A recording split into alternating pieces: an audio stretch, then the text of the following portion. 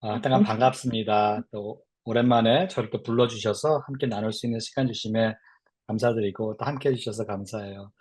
저는 그때 이제 저와 함께 했던 분들은 기억하시면은 그때 당시에는 계속 이렇게 트랜지션 중간이어가지고 소속이 없었는데 오늘부로 소속이 생겼습니다.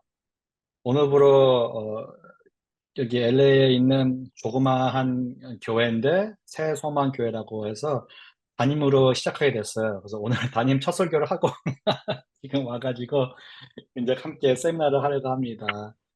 음, 2세 사역을 쭉 해오다가 지금 1세 사역은 처음 하는 거고, 어, 또 담임이라는 역할을 처음 맡다 보니까 지금 너무, 여러 가지 생각이 있고, 그런데 그럼에도 불구하고 담담히 그냥 한 발자국 한 발자국 가려고 노력하고 있고요. 어, 오늘 또 다음 주, 그 다음 주 3주 동안에 제가 함께 하면서 나누려고 하는 것은 어, 제가 가지고 있는 내용이라기보다는 이제 책의 내용을 함께 나누려고 하는데 책의 내용이 제가 가지고 있는 내용들과 계속 배운 것들에 대한 어, 이어지는 것들이 있더라고요. 제가 지난 한 6, 7년 동안에 공부하고 고민하고 했던 부분들이 이 박영호 목사님께서 쓰신 이 책, 어, 사도행전, 선교적, 죄송합니다. 그래서 나와 있는데 그것들을 함께 나누면서 어, 지금 특히 로잔 대회를 준비하면서 쓰여진 책이어가지고 저도 이번에 로잔 대회 때 9월 말에 있을 로잔 대회에 중보 기도 팀 스태프로 함께 하게 됐어요. 그래서 저도 이번에 가면 또 직접 얼굴 뵙고 또 만날 수 있는 분들이 있지 않을까라고 또 소망을 하고 기대하는데요. 그걸 준비하면서 함께 이치를 나눴으면 좋겠다고 홍 원사님께서 또 말씀해 주시고 부탁해 주셔서 이렇게 오늘 함께 하게 되었습니다. 사도행전 선교적 읽기, 어, 이게 이제 제목으로 보는 거고요. 이 책입니다. 박영호 목사님께서 쓰신 사도행전 선교적 읽기, 하나님의 선교 샬롬의 공동체를 세우다라는 책으로 쓰셨는데 이 책을 좀 전에도 말씀드렸지만 목사님이 지금 로잔 대회를 계속 준비하고 로잔 대회를 준비하면서 지금 많은 한국 교회들의 사도행전을 함께 설교해 나가면서 사도행전을 공부하고 사도행전을 통해 가지고 선교를 다시 바라보고 사도행전에서 이어지는 그 이야기를 지금 현존에서도 현지에서도 살아가려고 함께 동참하는 교회로서 선교를 바라보고 선교의 일을 하려고 지금 노력하고 있는 도중에 이제 쓰여진 책이고요. 이 책을 보면서 저희가 그냥 선교만 생각하는 것이 아니고 또 아니면은 사도행전만 공부하는 것이 아니고 사도행전에서 보여주시는 하나님의 행하신 일들이 전체적인 성경에서 어떻게 되어져 있고 하나님의 사역 가운데 어디에 있고 우리는 그 그림 가운데 어디 있나를 진짜 잘 보여주는 책이더라고요. 굉장히 짧아가지고 저는 너무 기뻤습니다. 120페이지 정도밖에 안 되는 책인데 그런데 읽다 보니까 아주 천천히 읽을 수밖에 없더라고요. 목사님이 어, 언어 하나하나, 문장 하나하나를 진짜 생각하고 굉장히 뜻 깊게 쓰셔가지고 천천히 읽고 생각하면서 읽어야지 문장 하나하나를 이해할 수 있게끔 쓰셔가지고 어떻게 보면은 이 어떠한 백그라운드가 특히 없으신 분들은 읽으셔도 제대로 이해 못 하실 수도 있겠다라는 생각도 들더라고요. 혹시 오늘 함께 해주신 분들 중에서 권순호 목사님과 함께 성경은 드라마다를 공부하신 분들이 계신가요? 네. 한 그동안 서너 번 계시는 것 같아요. 그것을 공부하셨다면은 조금 더 이것을 이해하는데 많이 도움이 될 것 같아요. 또 혹시 또 권순호 목사님도 그 후에 위대한 이야기 책을 함께 읽었는데 그것도 함께 읽으신 분들이 있다 그러면은 이 전체적인 성경을 드라마로 보고 그 드라마로 쓰여진 성경을 삶의 일상에서 적용할 때 바라보는 관점이나 그 일상생활에 대해서 이 책에서도 비슷하게 얘기하는 부분들이 있거든요. 그 부분들을 또 함께 나누면서 배워갈 때, 공감되는 부분들, 다시 또 기억나는 부분들이 있기를 또 있을 거고 도움이 되리라 생각합니다. 먼저 사도행전 선교적 읽기를 보기 전에 이것은 새로운 관점에 대한 책인 것 같아요. 우리가 지금 바라보는 선교에 대해서 또 성경에 대해서. 박 목사님이 얘기하시는 선교는 우리가 흔히 생각하는 어, 그냥 교회에서의 하는 많은 활동 중 하나가 아니라 그것이 아니라 하나님의 선교에 동참하는 일이라고 해서 이제 말씀하셨거든요.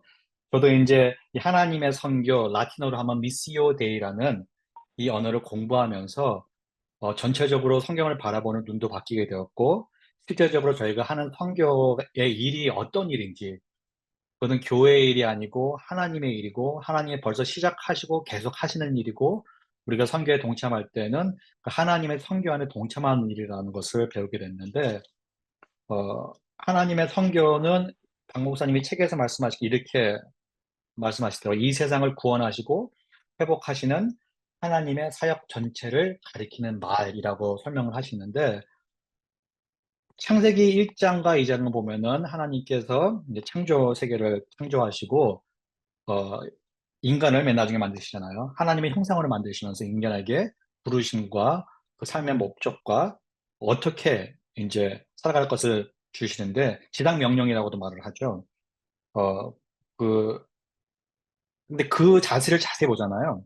하나님과 하나님이 만든 창조 세계와 그 창조 세계의 왕이라는 어떤 존재로서 하나님의 형상을 가지고 가장 존귀한 자리로 임해서 나라를 그 모든 창조 세계 위에 서서 다스리고 또 번육하고 열매 맺는 삶을 살라고 했을 때 어떤 것을 얘기하느냐면요. 이건 관계의 언어인데요.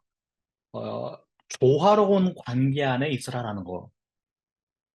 조화로운 관계 안에 있어서 하나님과의 관계와 서로와의 관계와 창조 세계의 관계에 풍성함으로써 살아가라는 명령이었거든요. 그런데 최초의 인간이 그 뜻을 버리고 자기 자신을 중심으로 둬서 하나님의 말씀보다는 이제 뱀의 말에 귀를 기울여서 죄의 길로 가게 되죠. 타락의 길로 가게 되죠. 그러면서 이제 관계가 깨어지게 되고 관계가 흩어지게 되고 그 순간부터 하나님의 선교는 시작되는 것을 저희가 봐요. 이제 하와에게 약속을 하죠. 미래에 어떠한 구원의 일이 있을지. 뱀이 하와의 발목을 물지만 이제 그 발이 어, 이제 뱀의 머리를 부실 것이고 다시 모든 걸 회복의 얘기를 시작하시는데 그 회복의 얘기가 조화로운 관계를 다시 이루어지는 얘기가 바로 하나님의 선교의 얘기고 그러니까 관계의 회복이 굉장히 크게 들어가 있는 거죠. 근데 그것뿐만 아니고 구원이로서 진정한 새로운 시대의 세계로 들어가는 것 그 길로 인도하는 것이 바로 하나님의 선교다라는 거고, 그렇기 때문에 성경을 선교적으로 읽는다는 것은 신구약 성경 전체가 어떻게 하나님의 선교를 향하고 있는가를 알아보는 것이다라고 책은 또 말하고 있습니다. 선교를 그렇기 때문에 다시 하나님의 선교라는 관점으로 바라보고 이해하고 또 참여하고, 두 번째는 성경인데 성경을 그냥 구약의 스토리, 신약의 스토리 따로 보는 것이 아니고요. 구약의 어떤 책, 어, 모세 오경을 따로 보고 선지자 책을 따로 보고 그런 것이 아니고 전체적인 성경, 구약과 신약을 하나의 스토리로 바라보는 관점을 갖는 것이에요. 하나의 드라마로 바라보는 관점을 갖는 것이고, 그래서 그 스토리 가운데서 기승전결을 찾고 예수님의 스토리가 클라이맥스에 있는 스토리 이런 것을 바라보면서 이게 전체적인 하나의 스토리구나. 하나님의 선교에 중심된 하나의 스토리구나라고 바라보는 관점을 갖는 것이거든요. 이게 왜 필요하냐면요. 저희 지금 교회는 특히 한국 교회도 마찬가지고 미국 교회들도 마찬가지지만 지금 현재의 개신교 교회들은요. 성경을 바라보는 시점에도 바라보고 공부하고 이제 신학교에서 배운 것들이 뭐냐면은 신약을 전제로 해서 성경을 바라보는 것을 배우고 그렇게 지금 계속 하고 있어요. 이게 잘못된 방법은 아니에요. 굉장히 좋은 방법이죠. 근데 굉장히 필요했던 방법이에요. 언제? 마틴 루터가 이제 개혁을 이루었을 때. 왜냐면은 그 당시에는 카톨릭 교회가 중심이었잖아요. 카톨릭 교회가 정치와 합쳐지면서 많은 것들을 컨트롤하고 있고 부패가 많이 있고 그러면서 말도 안 되는 이제 신학들이 생겨나고 사람들은 성경에 대해서 지식이 없었기 때문에 교회에서 얘기하는 대로 따랐었죠. 그러다 보니까 억눌린 사람들이 많았고 교회의 이름으로 핍박하는 사람들이 많았고 정의가 없던 그런 시대였죠. 그렇기 때문에 마틴 루터가 개혁을 이제 이루어지게 된 동기는 잘못된 신학에서 오는 잘못된 삶의 방식, 교회의 자리 때문이었거든요.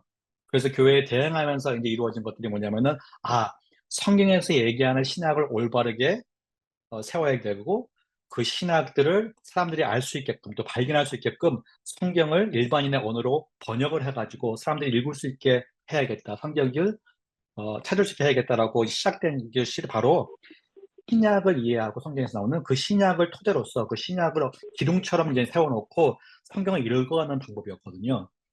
그래서 그것들이 굉장히 필요했고 그것들이 교회를 구축하고 교회를 세워가고 교회를 잡아 주었지만 지금은 이제 계속 세상이 변하면서 또 교회가 안주하게 됐죠. 그 읽는 방법에. 그러면서 어, 너무 신약 중심의 성경 읽기를 하고 있는 것 같아요, 저희가. 그러다 보니까 교회와 사회와 세대가 이렇게 동떨어지는 일들이 일어나는 거고 연결이 안 되는 거죠. 저희 삶 자체가 이중적이게 변하고 이분론적이게 변하고 어, 교회의 삶과 일상의 삶이 따로따로 이루어지고 이런 일들이 계속 벌어지는 것들 같아요. 여러 가지 또 이유가 있지만 그 중에 하나가 성경을 신학적인 관점으로만 바라봐서 그런 것이 아닌가. 그렇기 때문에 다시 하나님의 성경을 이해함으로써 성경 전체를 우리의 삶과 또 사회생활과 통틀어서 이해함으로써 하나된 일정한 삶을 살기 위해서 어떻게 되냐고 했을 때 1세대, 2세대, 3세대 초대교회들의 성경을 바라보는 눈이 어땠나를 다시 쳐다보게 됐고 그것이 중에 하나가 성경을 하나의 스토리로 바라봤구나.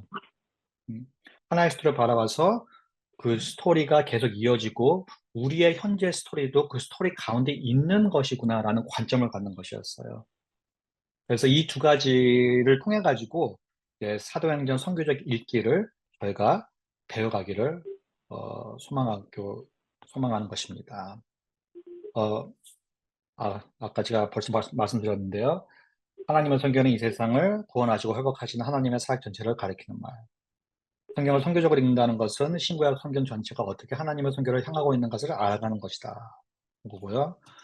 그리고 어, 보통 어떤 사람들은 성경에 6막이 있다고도 얘기하고 또 5막이 있다고 얘기하는데 박영호 목사님은 저도 많이 동의하는 부분은 성경을 우선 5막을 함께 보면은 이제 이 사도행전을 읽는 데 도움이 될 것 같아 가지고 창조 스토리가 있고 그다음에 타락 이야기가 있고 창세기 이제 12장부터 아브라함이 나오면서 하나님이 아브라함을 부르면서 이스라엘의 스토리가 시작되고요. 그 언약 가운데서 하나님의 회복의 스토리가 이루어지는 것 같지만 이스라엘이 하나님을 자기의 왕으로 더 이상 모시지 않고 자기 뜻대로 우상을 섬기면서 어, 그 언약 속에 지키지 못해서 이제 자기 자리를 잃고 포로 생활을 하면서 어떻게 보면 이스라엘 스토리가 끝나는 것 같지만 끝나지 않고 새로운 이야기가 아닌 이어지는 스토리로서 예수님이 나타나시고 예수님이 그 회복의 스토리를 다시 새롭게 완성시켜 주시고 그 회복의 스토리의 버튼을 어, 어, 이제 교회에게 넘기시며 교회가 계속해서 그 회복의 스토리를 이어간다라는 스토리가 바로 성경의 스토리인 거고 우리가 교회잖아요. 아니, 교회의 스토리가 끝나지 않은 스토리고 계속해서 우리가 포함되어 있는 스토리고 이어지는 스토리다. 그렇기 때문에 하나님이 1막에서 5막 중간이라는 것은 지금 교회 얘기를 말하는 거죠. 끝나지 않은 교회 얘기. 어떻게 일해 오셨는가를 보고 하나님의 백성들이 그 일에 어떻게 반응해 왔는가를 보는 일이 우리 선교의 방향을 제시하고 실천의 전략도 제시해 줄 것이다 라고 이 책을 얘기하고 있는데 그렇기 때문에 이 관점을 가지고 우리가 로잔 대회를 준비하고 함께 기도하고 로잔 대회에 동참했을 때 새로운 선교의 방향이 제시될 수 있도록 로잔 대회 특별한 점은 이제 무브먼트라는 거예요. 대회라는 거예요. 세미나가 아니고 컨퍼런스가 아니고 그리고 마지막에 로잔 대회 했던 게 20년 전인데 제가 이제 쭉 로잔 대회를 공부하다 보니까 로잔 대회가 이게 모임이 생겼을 때가 많은 교회 리더들이 아, 다 함께 비슷하게 느끼는 점은 새로운 선교의 방향성이 성령님이 인도하고 계신다라고 느꼈을 때 모여서 함께 의논하고 대화 나누고 성경에 집중하고 기도하면서 그 방향성이 무엇인지, 어딘지, 어떻게 동참해야 되는지, 어떻게 합업해야 되는지 찾아가는 게 로잔대회가 있더라고요. 그러니까 아마도 이번 로잔대회 4차 또 50주년인데 모임 때는 그러한 것들이 제시가 되고 로잔대회 후에 저희가 선교의 변화들 또 그 선교에 동참하는 교회의 변화들을 특히 한국 교회에서는 그것들이 지금 너무 중요하잖아요. 너무 필요한 지점에 와 있는 거고 그것들을 우리가 경험하지 않을까. 또 경험하고 기도에 동참하는 우리 예제 선교회 분들이 경험하고 또 그 일에 동참하는 그런 기도 생활이 되지 않을까라고 상상해 봅니다. 선교적 읽기의 책을 보니까 9가지 주제로 나눠져 있더라고요. 회복, 부활, 복음, 구원, 흩어짐, 사회, 성령, 그 샬롬, 교회, 에클레시아 이렇게 9가지 나눠져 있는데 저희가 3주 만나니까 오늘은 회복, 부활, 복음에 대해서 말씀을 나누고 또 다음에는 구원, 흩어짐, 사회, 또 마지막 주는 성령, 샬롬, 교회라는 토픽으로 주제로 이 사도행전에서 나오는 주제들인데 이 주제로 전체적인 성경을 바라보고 또 우리 삶을 찾아가고 성경적 읽기의 중요성이 뭐고 어떻게 이 주제를 통해 가지고 읽어야지 이해해야지 성경적 읽기에 실제적인 연습이 되나를 배워가기 원합니다. 첫 번째 회복의 얘기인데요. 이거 하기 전에 혹시 서론 얘기를 잠깐 나누면서 궁금하신 것이 있거나 좀 뭐 생각나는 것 이해가 안 되는 부분이 있다 그러시면은 지금 말씀해 주시면 좋을 것 같아요. 제가 미리 부탁을 드렸어야 되는데 사도행전을 혹시 아직 한번 그냥 쭉 읽어보지 않으셨으면은 이번 주에라도 한번 어, 쭉 훑어보셨으면 좋겠어요. 그래서 전체 흐름을 아시면은 제가 나누는 것들을 이해하고 어디쯤에서 내가 어디 얘기하는지를 딱 그렇게 따라올 수 있으시기가 더 편할 것 같은데 왜냐면은 제가 어, 사도행전을 스토리별로 처음부터 1장에서 28장까지 나열선으로 제가 설명하고 어떤 일이 이루어지고 그렇게 설명을 안 하게 됐거든요. 이렇게 토픽으로 지금 대화를 할 거기 때문에 부분 부분의 중요한 부분들, 그 토픽과 연결된 그 스토리들을 제가 얘기하고 구절들을 나누게 될 것이에요. 그러니까 이제 그 사도행전 쭉 읽고 오시면은 큰 도움이 되고 오히려 좀 더 시간이 된다 그러면 누가복음도 함께 누가복음 먼저 사도행전 그리고 이어져 가지고 누가복음과 사도행전 하나에 원래는 이제 같은 저자가 쓴 책이잖아요. 그래서 그 이어진이 왜 같은 여자가 이 두 권을 썼는지 다른 복음서들은 다 하나만 썼는데 왜 누가는 두 개의 책을 써가지고 이렇게 이어지는 책을 나눠서 성경 안에 들어게 됐는지 그것을 바라보는 관점으로 읽으시면은 또 굉장히 큰 도움이 될 것 같습니다. 어, 특별한 질문이 없으면은 우선 첫 번째 탑픽 회복으로 가기를 원하는데요. 넘어갈까요?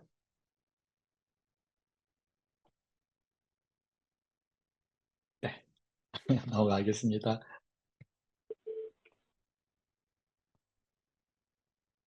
회복. 어, 성경은 어, 하나님의 선교 이야기고 하나님의 이야기고 그리고 사도행전은 특히 누가복음 사도행전은 이어지는 책으로서 예수님의 이야기하고 교회의 이야기가 함께 구성된 책이죠. 음. 그런데 쭉 읽어보면은 누가는 계속해서 반복해서 누가복음에서 나오고 이제 사도행전에서도 그 흐름 가운데 나오는 것들이 뭐냐면은요. 예수님의 이야기와 교회의 이야기는 그냥 갑자기 시작된 이야기가 아니라 그냥 어, 뜬금없이 하나님이 갑자기 들어오셔서 시작하는 그런 이야기가 아니고 계속 이어지는 이야기다. 어떤 이어지는 이야기? 구약 성서의 약속의 성취를 보여주는 이야기인 것을 저희가 보게 됩니다. 누가복음은 마태복음처럼 유대인들을 위한 책이 아니었어요.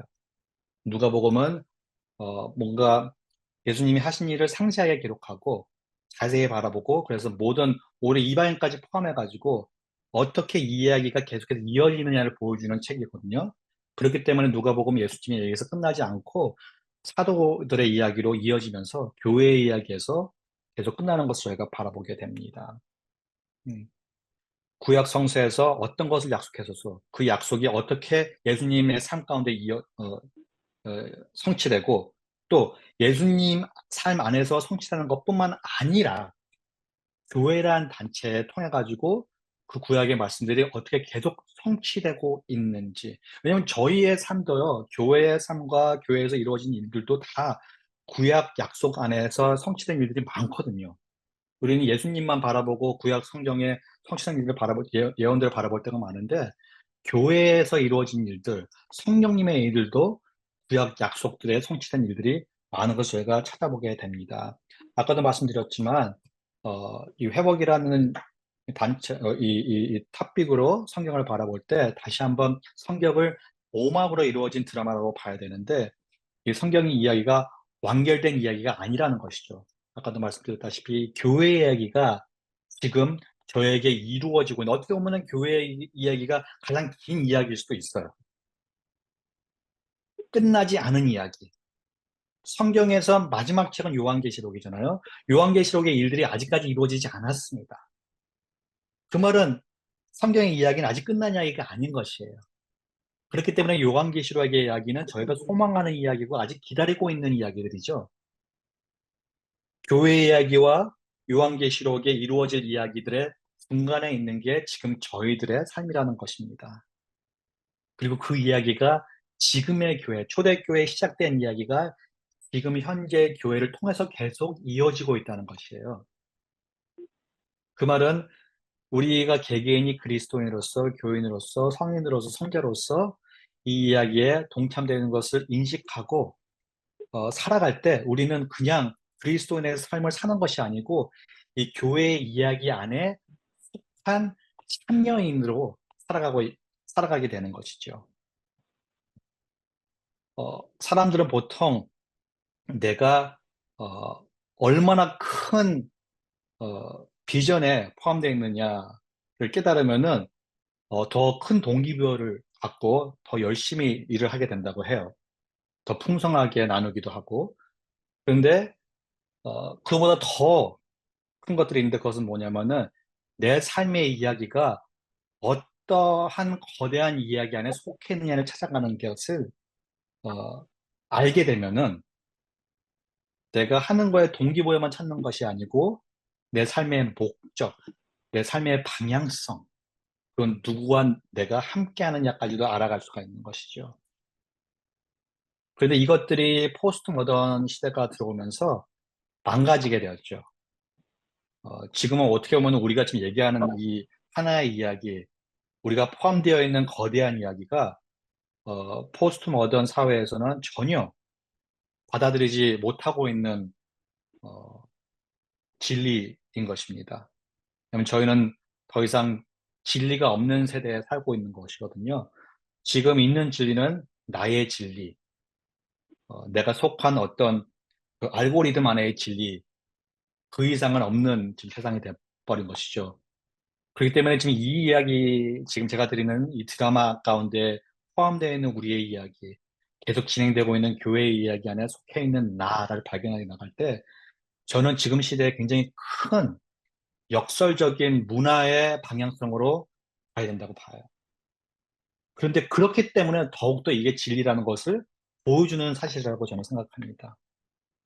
그리고 이 스토리를 바라보면은 이 스토리 가운데 계속해서 이루어지는 이야기는 하나님이 이루시는 회복의 스토리로 계속해서 나아가고 있다라는 것을 저희가 찾게 되죠. 음. 사도행전에서 보면은 음, 이스라엘 백성들이 또 예수님의 제자들이 어, 기다리고 있는 언약의 약속의 성취가 있었어요. 그것은 무엇이냐면은 이스라엘의 회복이었어요. 이스라엘의 회복. 사도행전 1장 6절에서 이제 사도행전은 예수님이 승천하는 모습으로 시작이 되는데 승천하시는 모습으로 시작되는 이유 중에 하나는 뭐냐면요. 구약 시대에서 하늘은 하나님의 보좌로 이해가 됐어요. 하나님의 보좌로 이해가 됐기 때문에 예수님께서 하늘을 향해 올라가신다는 것은 하나님의 보좌로 가신다는 의미를 갖기도 합니다.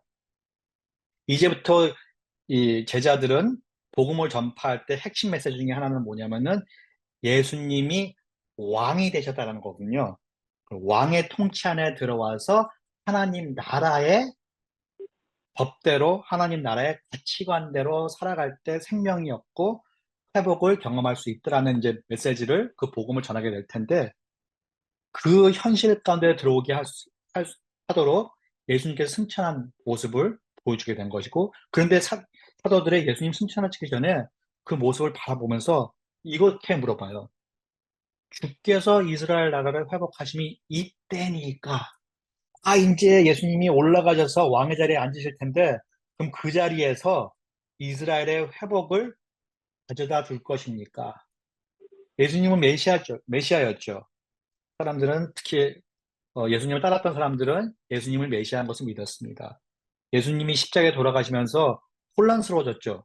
메시아가 죽는다는 것은 상상을 못했기 때문에. 근데 부활의 역사로 나타나셨어요.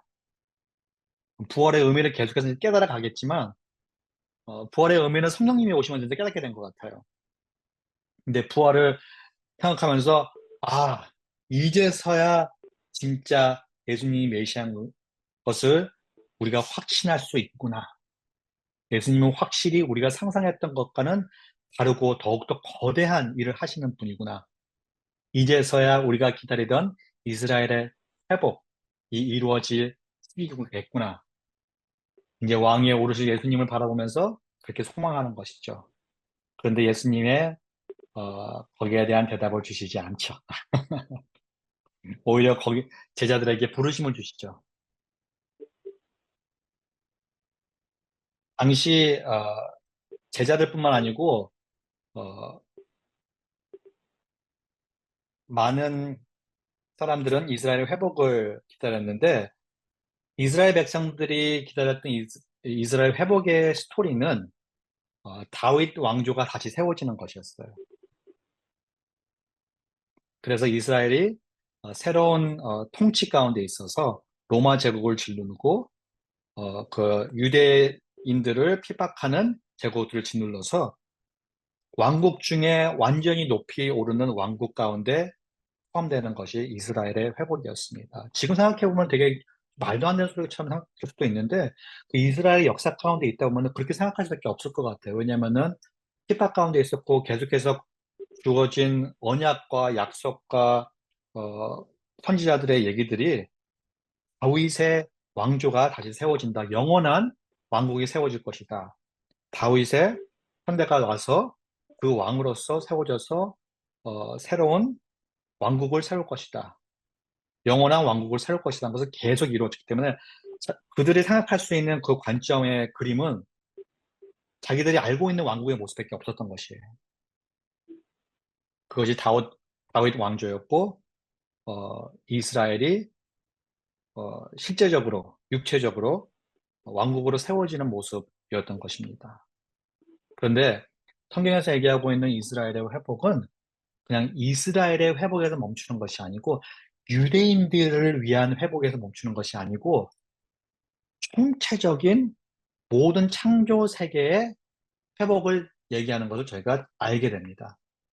그러니까 지금 저희가 얘기하고 있는 복음의 메시지도 그냥 단지 천국 가는 이야기의 메시지가 아니라는 것이에요.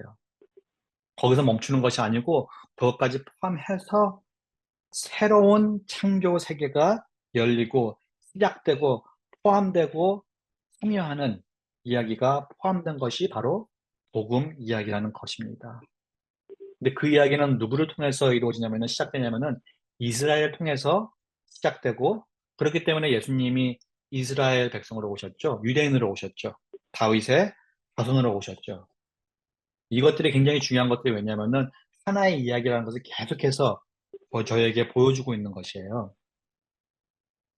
계속해서 이어지는 이야기. 하나님이 아브라함을 부르셨을 때 어떠한 약속으로 부르셨는지, 어떠한 부르심으로 부르셨는지, 네가 복이 되고 너를 통해서 만민의 백성들이 복을 받을 것이다라는 부르심이 어떻게 지금 이루어지고 있는지, 그 부르심이 어떻게 교회까지 이루어져서 우리가 살고 있는 부르심 가운데 포함되어 있는지, 그것이 나타나는 것이 바로 이스라엘의 회복의 스토리이고, 그 회복은 창조 세계의 스토리, 새로운 창조의 이야기라는 것입니다.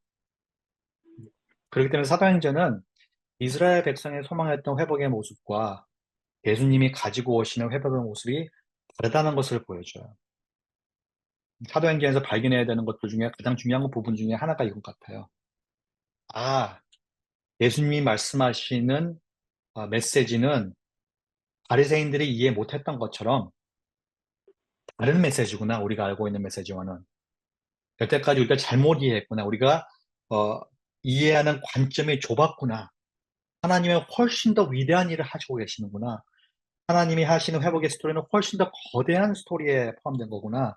그리고 우리는 지금 그 거대한 스토리 가운데 참여하고 있는 거구나. 라는 것을 보여주는 것이죠. 회기라는 말이 되게 재밌는 것 같아요.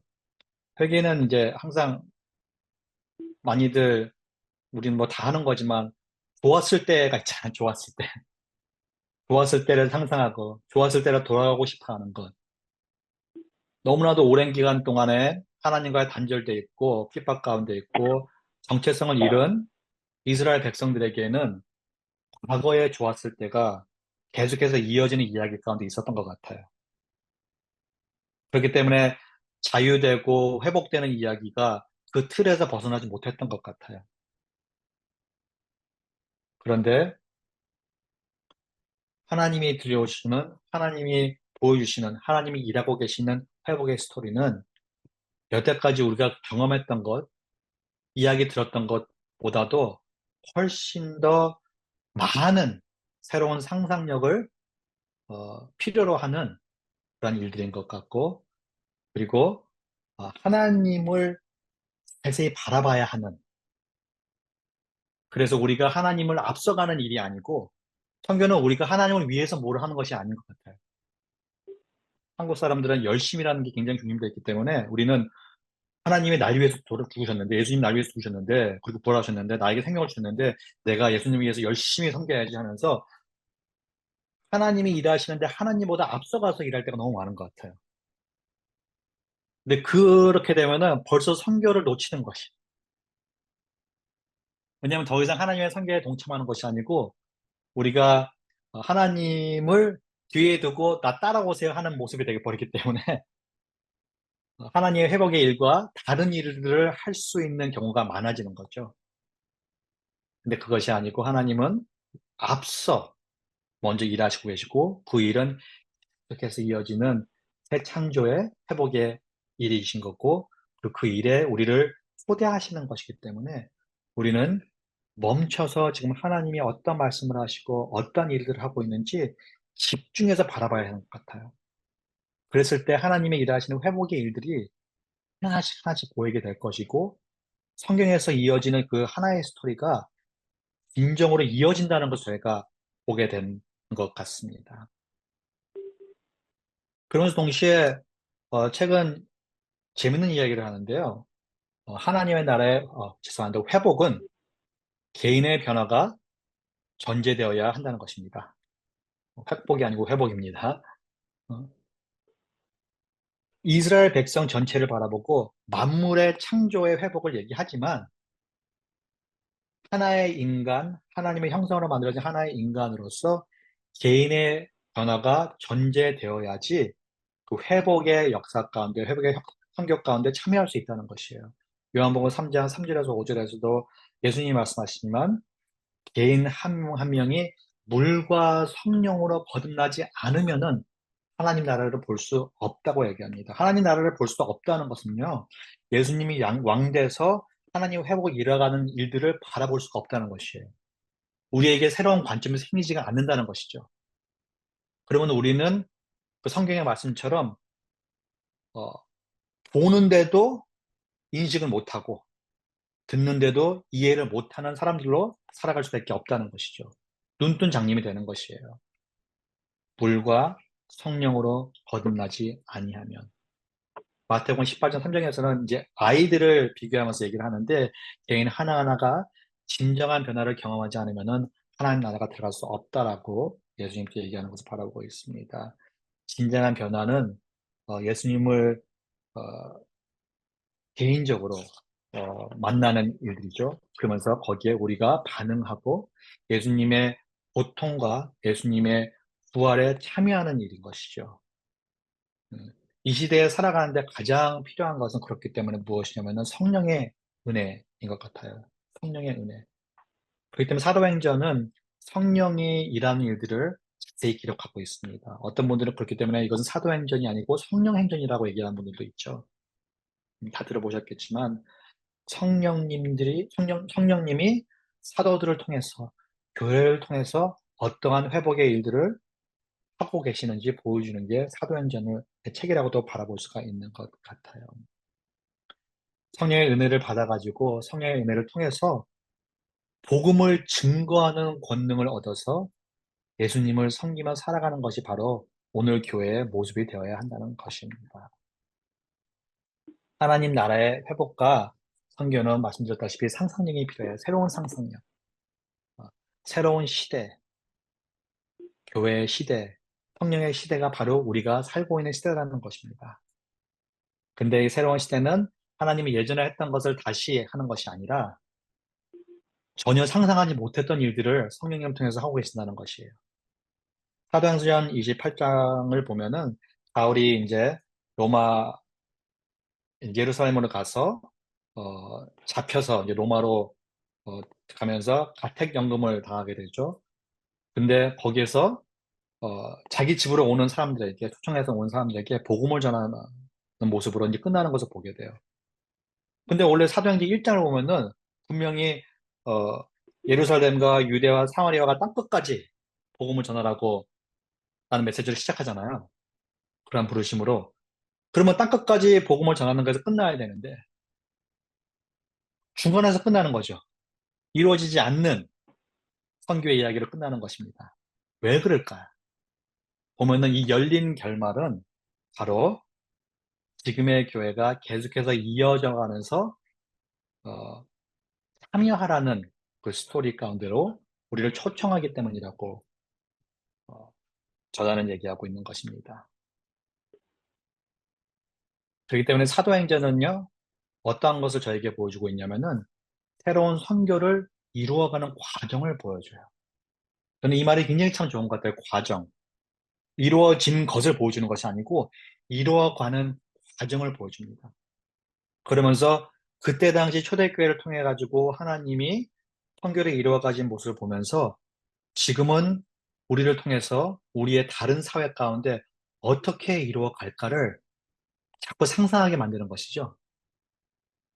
왜냐하면 우리는 지금 다른 세계에 살고 있으니까, 다른 시대에 살고 있으니까요. 다른 문화에 살고 있고, 다른 영향력 가운데 살고 있습니다. 아직 하나님의 나라는 완성된 나라가 아니라는 것이죠. 오히려 완성을 향해서 나아가고 있다는 것입니다. 이것이 사도행전을 바라보는 이 회복의 관점으로서 어, 이해하는 것입니다. 네, 회복에 대해서 들으시면서 혹시 궁금한 거가 있으시거나 또 나누신 것이 있으신 분들은 한번 나누셨으면 좋겠어요. 제가 질문 한번 해볼까요? 어, 내가 그리는 하나님 나라의 회복의 모습은 어떤 것일까요? 내가 그리는 하나님 나라의 회복의 모습.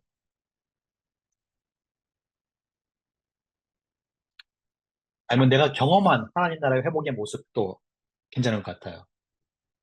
제가 경험했을 때, 아, 이게 하나님 나라의 회복되는 하나님 나라가 이 땅에 어, 임재하는 그러한 모습이구나라는 것들이 경험한 것들이 있으시거나 하면 상상했을 때 좀 그리는 것들이 있다면은 뭐 두세 번 나누시면 너무 좋을 것 같아요.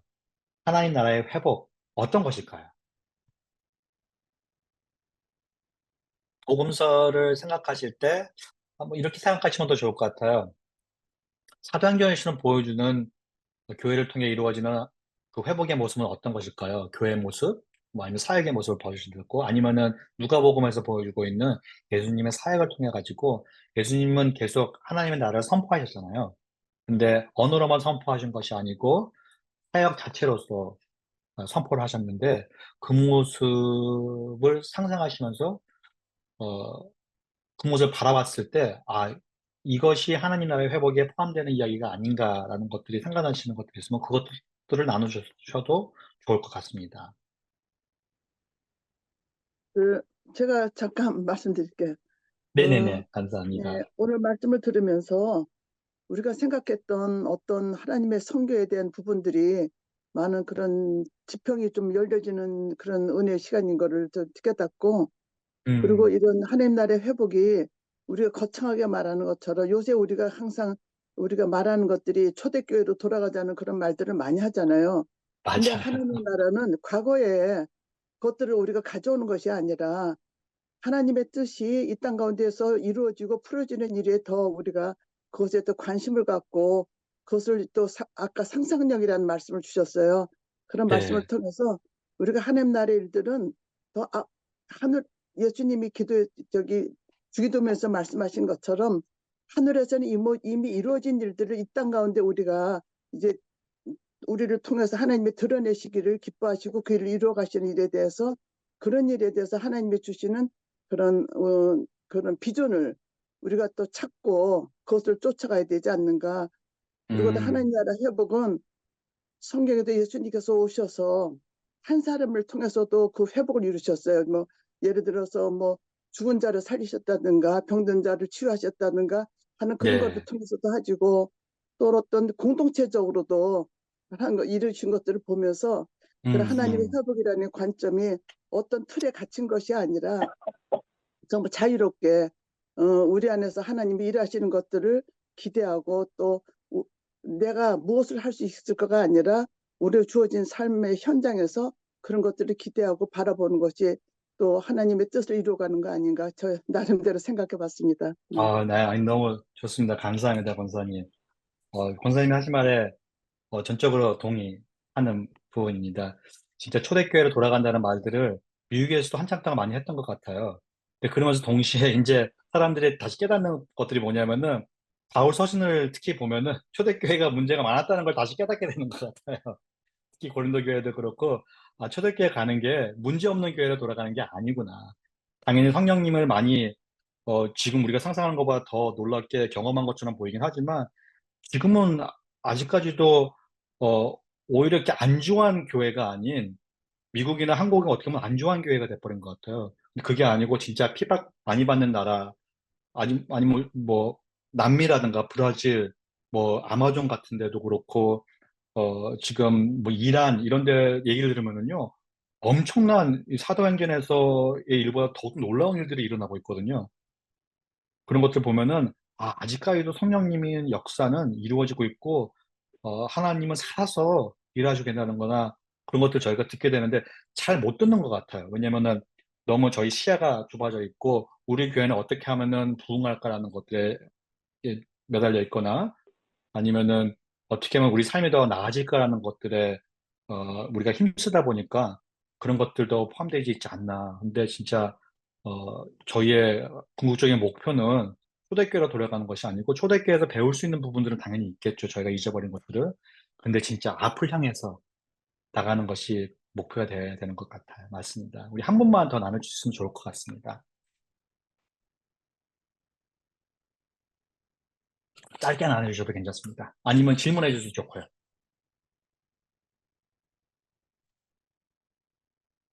저 목사님 질문을 드리고 싶어요. 네. 네, 서준환 어, 집사님은 제가 서시기 때문에 너무 반가워요. 네, 같이 뵙게 돼서 저도 네. 반갑고 목사님 오신다고 해서 너무 좋고요. 저는 네. 네, 권순우 목사님하고 그 책 하는 걸 계속 했었어요. 그래서 네네네. 이 책에서 말하고 있는 것들을 좀 쉽게 받아들이면서 읽었는데 책을 한 반 정도 읽고 왔거든요. 그랬는데도 네. 쉬운 책은 아닌 것 같더라고요. 가벼운 마음으로 맞아요. 읽었는데 네. 단어 단어 하나하나 말씀하신 대로 그런 책이긴 하지만 정말 중요한 책인 것 같고요. 저희가 또 에젤 안에 있으니까 이 책에서 말하는 바를 저희가 잘 알고 있다면 에젤이 하는 이런 활동에 대해서도 더 잘 이해할 수 있을 거라는 생각이 들었어요. 네, 질문하고 싶은 것은 조금 개인적인 궁금한 게 좀 더 큰데, 네네. 어, 이 교회의 역할, 이제 이 선교 사역을 하나님께서 이제 교회에게 맡기셨고, 교회를 통해서 이뤄나가시는데, 어떠한 그냥 제 개인적인 요즘의 고민은 교회의 모습이 약간 동호회 같은 이 좀 더 많이 나타날 때가 이제 있잖아요. 물론 네, 그런 것도 필요하고 중요하고 사회적인 그런 단체로서의 역할도 사실은 중요한데 너무 그런 거에 치우치는 건 사실 바람직하지 않고 또 그렇다고 막 그런 걸 지적할 수도 없고 근데 그렇게 방향이 흘러갈 때 누군가 아닌 걸 좀 깨달은 사람이 그렇지 음, 않도록 이렇게 방향을 휘어가는 게 좀 지혜롭지 않나 이런 생각이 들면서 어떻게 그런 성격도 있지만 그게 다가 아닌 공동체 모임이 될까? 어떤 관점으로 그런 것들을 이렇게 조금 꺾어가게 할 수 있을까? 그게 조금 궁금해요. 네. 저는 너무 질문에 감사드립니다. 쉽게 답할 수 있는 질문은 아니네요. 근데 들으면서 생각나는 것들 중에 하나는 뭐냐면은 겸손이라는 단어가 먼저 생각이 났고 두 번째는 중보라는 단어가 생각이 났고요. 너무나도 리더의 자리가 중요하다. 구약에서는 왕들이 그 리더의 자리를 가지고 있었잖아요. 어떤 왕이 세워지냐에 따라서 이스라엘 백성 전체의 방향성이 바뀌는 것들을 저희가 이제 성경을 보면서 알게 되는데 하나님 선지자는 성경에 이제 얘기하기에 그런 리더들을 그런 왕들을 보고 어, 백성들은 거의 거짓 목자들 아래에 있는 고통받는 양들이라고 표현을 하죠. 그래서 이제 하나님이 직접 목자로서 오시겠다라고 이제 예언하시고 그 예언의 성취를 예수님께서 자신을 선한 목자라고 말씀하시는데 그 정도로 어떻게 보면 그 영적 리더 우리가 얘기하는 교회 리더십들 그 영향력 가운데 방향성을 제시하는 사람들이 엄청 중요한 것 같아요. 엄청 중요하고 하지만 착각에 있는 분들이 너무 많죠.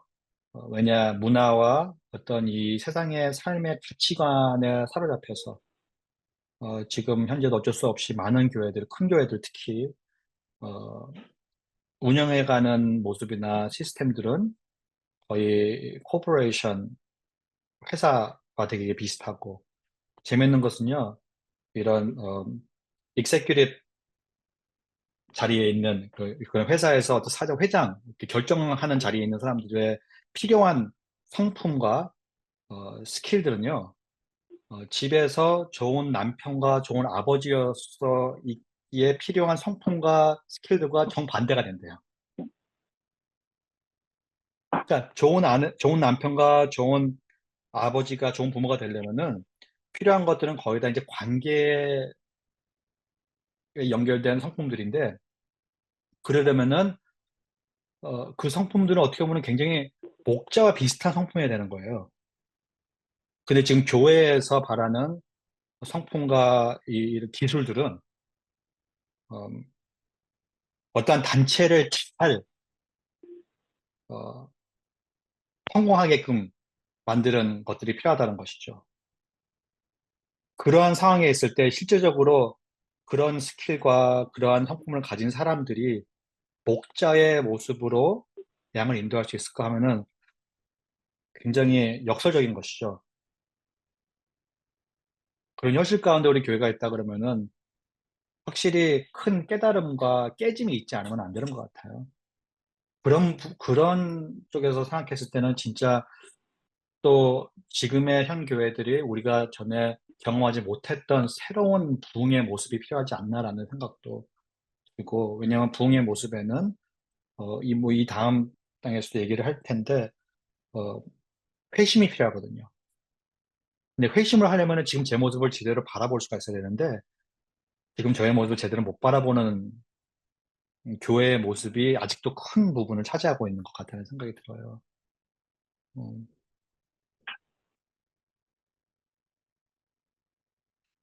네, 여러 가지 또 생각이 들긴 하는데 다 나눌 수는 없고 어, 누가복음에 되게 좀 특별한 부분이 보면은요.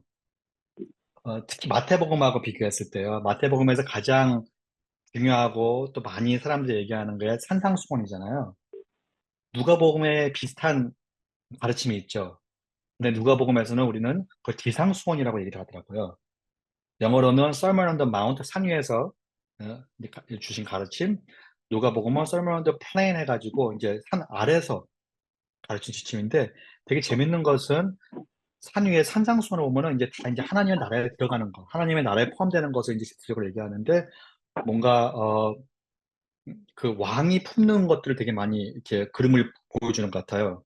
그런데 지상수훈, 누가복음에 나온 지상수훈은 굉장히 겸손을 부르는, 내가 낮아져야 되는, 낮은 사람들과 함께하는 언어를 좀 더 많아요. 그러니까 장소를 통해서도 예수님이 주는 메시지에서 그 자리의 차이가 조금 있다? 라는 것을 발견하게 되는데, 어, 이 바이블 프로젝트라는 단체에서는 이것을 어떻게 설명하냐면은 예수님의 메시지를, 이러한 예수님의 메시지를 특히 누가복음과 사도행전에서 나타나는 예수님의 메시지, 다시 얘기하면은 예수님이 말하는 하나님 나라의 가치관, 하나님 나라의 선포는 바로 위아래가 뒤바뀐 나라라고 얘기를 합니다. 거꾸로 된 나라, upside down이라고 표현하는데요. 위아래가 뒤바뀐, 우리가 흔히 얘기하면은 보통 사회적인 그 자리를 볼 때도 특히 1세대에 보면은 이렇게 삼각형으로 돼 있잖아요. 삼각형 구조로. 맨 아래에는 평민들, 제일 낮은 못 사는 사람들. 그 위에는 무슨 일하면서 그래도 뭐 자기 일을 찾아가는 사람들. 그 위에는 뭔가 좀 더 지위가 있고 영향력이 있는 사람들. 또 그 위에는 완전히 권력과 남을 누를 수 있는 파워를 가진 사람들. 근데 올라가면 올라갈수록 넘버가 소수로 변하죠. 아래에 100명이 있다 그러면은 그 위에는 한 뭐 50명 정도가 있고, 그 위에는 한 15명 정도가 있고, 그 위에는 두세 명밖에 없고, 이러한 적인데, 예수님은 이걸 뒤집어 엎다는 거죠. 낮은 자들이 위대해지는 나라, 섬기는 자들이 소중해지는 나라. 그러니까 완전히 역설적인 메시지를 하시면서 그렇기 때문에 예수님이 함께한 사람들은 어떤 사람들이냐면은 다 연약한 사람들, 주변들의 사람들, 자기 힘으로 어떻게 할 수 없는 사람들, 영향력이 없는 사람들이었던 거죠. 근데 저희 교회는 리더십을 얘기할 때도 리더십은 영향력이 많아지는 사람이라고 저희는 표현을 해요. 근데 예수님은 분명 예수님이 말한 리더십은 영향력이 커지는 것이 아니었거든요. 예수님이 말한 리더십은 연약한 자와 함께하는 거였거든요. 그런 것들이 보면은 사도행전에서 사도들이 이 행하는 일들, 사도들이 복음을 전파하는 대상들을 보면은 거의 다 예상치 못한 사람들이에요. 그리고 그 여정 가운데 방향성을 뒤흔드는, 그렇게 해서 이 회복이라는 언어도 완전히 그 틀을 바꿔가는 것을 저희가 보게 되는 것 같아요. 사도행전을 바라볼 때 지금 우리가 쓰는 언어들이 다 어떻게 보면 흔히 교회에서 쓰는 언어들이에요. 근데 저희가 지금 21세기의 관점으로도 갇혀 있는 관점들이 있거든요. 저희가 배운 것들, 저희 문화 때문에도 그렇고, 그것들까지 마저도 깨뜨리는 어, 관점을 찾아내는 게 어떻게 보면은 지금 우리가 이 사도행전 아니면 성경 전체를 선교적으로 이끌어가는 방법을 배우는 것이 아닌가라는 생각이 듭니다.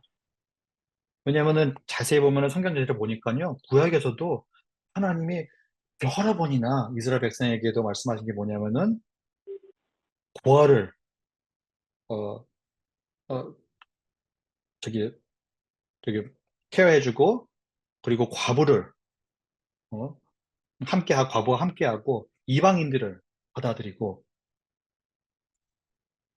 그리고 이 사람들이 나라가 망해가지고 바벨론에 갔을 때도 이방인으로서 그 자리에서 어떻게 사냐 했을 때 주위 사람들을 위해서 기도해주고 그 지역의 리더들을 위해서 기도하고 축복하고 그러니까 전혀 상상할 수 없었던 것들을 계속 하나님이 말씀하시거든요. 그런데 이스라엘 백성은 계속해서 성전과 자기들의 제사의 그 지키는 날들과 자기들의 정체성, 하나님의 백성이라는 정체성에 사로잡혀가지고 우리만이 하나님을 경험하고 우리만이 하나님이 일하시는 것들을 회복의 일을 경험할 수가 있고 하나님이 우리만을 위해서 계신다라고 착각을 하게 된 것이죠. 전 처음부터 아브라함에게 부르신 그 언약은 온 세상이 온 인류가 포함되어 있다는 것을 잃어버린 것이죠. 원래 하나님이 모세를 통해서 이스라엘 백성을 애굽에서 구원하시면서 주었던 부르심은 온 이스라엘 나라가 그 제사장 나라가 되는 거에 원래 부르심이었다는 것을 잃어버린 것이죠. 근데 지금 교회도 어떻게 보면 그것들을 잃어버렸던 것 같아요. 왜냐면 안을 바라보기 시작했거든요. 교회 안을. 우리 교회. 그러니까 교회들이 서로 경쟁 의식이 갖게 되고 화합을 하는 것이 아니고 유니버설 처치, 전체적인 그러니까 온 세계에 있는 교회를 하나로 바라보는 관점을 잃어버리게 된 것이죠. 그러면서 바울의 복음과 예수님의 복음이 다른 복음이 돼버렸어요. 어떤 사람들은 그렇게 물어보더라고요. 예수님의 복음이 바울의 복음하고 똑같은가 했을 때 많은 사람들이 다르다고 얘기를 해요. 복음, 바울의 복음은 더 발전된 복음이라고 표현을 하더라고요. 근데 복음서는 네 가지잖아요. 마태복음, 요한복음, 마태복음, 누가복음, 마가복음, 요한복음인데 복음서에서 예수님의 삶과 예수님의 메시지가 복음인데 예수님은 복음을 이렇게 클리어하게 얘기 안 하셨다는 거예요. 복음의 형태만 삶으로서 보여주셨지. 그래서 복음의 메시지는 바울이 완성했다라고 얘기하시는 목사님들이 많더라고요. 근데 그걸 자세히 생각해보면 이게 앞뒤가 안 맞는 거거든요. 한 발짝 뒤로 가서 더 크게 바라보면은 이제 하나의 이야기가 이게 발견되게 되고 구약과 신약의 따로가 아니고 이어지는 하나님의 이야기고 하나님이 하시는 일은 항상 같은 방향 속으로 가고 있는 일이라는 것을 발견하는 것이 어떻게 보면은 진짜 저희 교회들이 이 회복 가운데로 함께 참여하고 들어가기 위해서 또 경험하기 위해서 가장 필요한 부분이 아닌가라고 하는 생각을 하고 있습니다. 딱 대답은 안 된 것 같지만 그래도 조금 도움이 됐으면 바랍니다. 네. 두 번째 저희가 보기 원하는 토픽은 부활과 새 창조라는 토픽이에요. 부활과 새 창조. 음, 부활이라는 말은 저희가 많이 아는데 새 창조라는 말은 저희가 솔직히 교회에서 많이 사용하는 말은 아니죠. 어, 신구약 중간기 400년도의 침묵 기간을 이제 그 성경은 드라마다를 공부하신 분들은 이 이야기를 했겠지만 보통 교회에서는 저 잘 얘기를 안 하죠. 그냥 침묵 기간이었다. 그 침묵 기간을 깬 게 예수님이었다. 예수님의 탄생이었다라고 이제 그렇게 얘기하지만 침묵 기간 동안에 어떤 일이 있었는지 침묵 기간 동안에 이스라엘의 그 히스토리 가운데 어떠한 사람들이 어, 메시아를 기다렸는지에 대해서는 잘 얘기를 안 하게 되는데 침묵 기간 동안에 어, 바벨론과 그 다음 뭐 페르시아, 그리스, 로마에 이루어지는 계속해서 침략 가운데서 눌려 사는 유대인들은 기대하는 바가 있었어요. 그 기대하는 바는 무엇이냐면은 의인의 부활을 기대하기 시작했어요. 의인의 부활을 기대한 것은 이제 언약의 약속들, 구약 성경의 약속 때문이고 의인의 부활을 얘기했던 부분들 때문에 그런데 어, 신기한 것은 이제 의인이 누구냐는 것이죠. 이것은 지금도 우리가 어, 다르게 설명하고 있는 부분 같아요. 의인은 의를 행하는 사람들이다라고 얘기도 하는데 한국 정서는 그 부분에 대해서는 저도 어떻게 보면은 이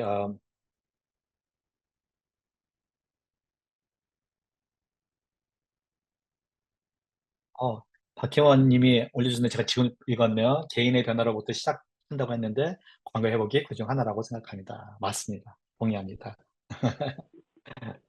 죄송해요. 어, 유교적인 사상이 한국 사람들한테 아직까지도 있다 보니까요. 저희 아버님도 얘기하다 보면은 그런 것들을 자꾸 이제 성경을 얘기하고 하나님을 얘기하다가 내 삶을 돌아볼 때 내가 얼마나 옳은 일을 했는지, 착한 일을 했는지, 보람스러운 일을 했는지에 대해서 더 집중하는 것을 발견하게 돼요. 음.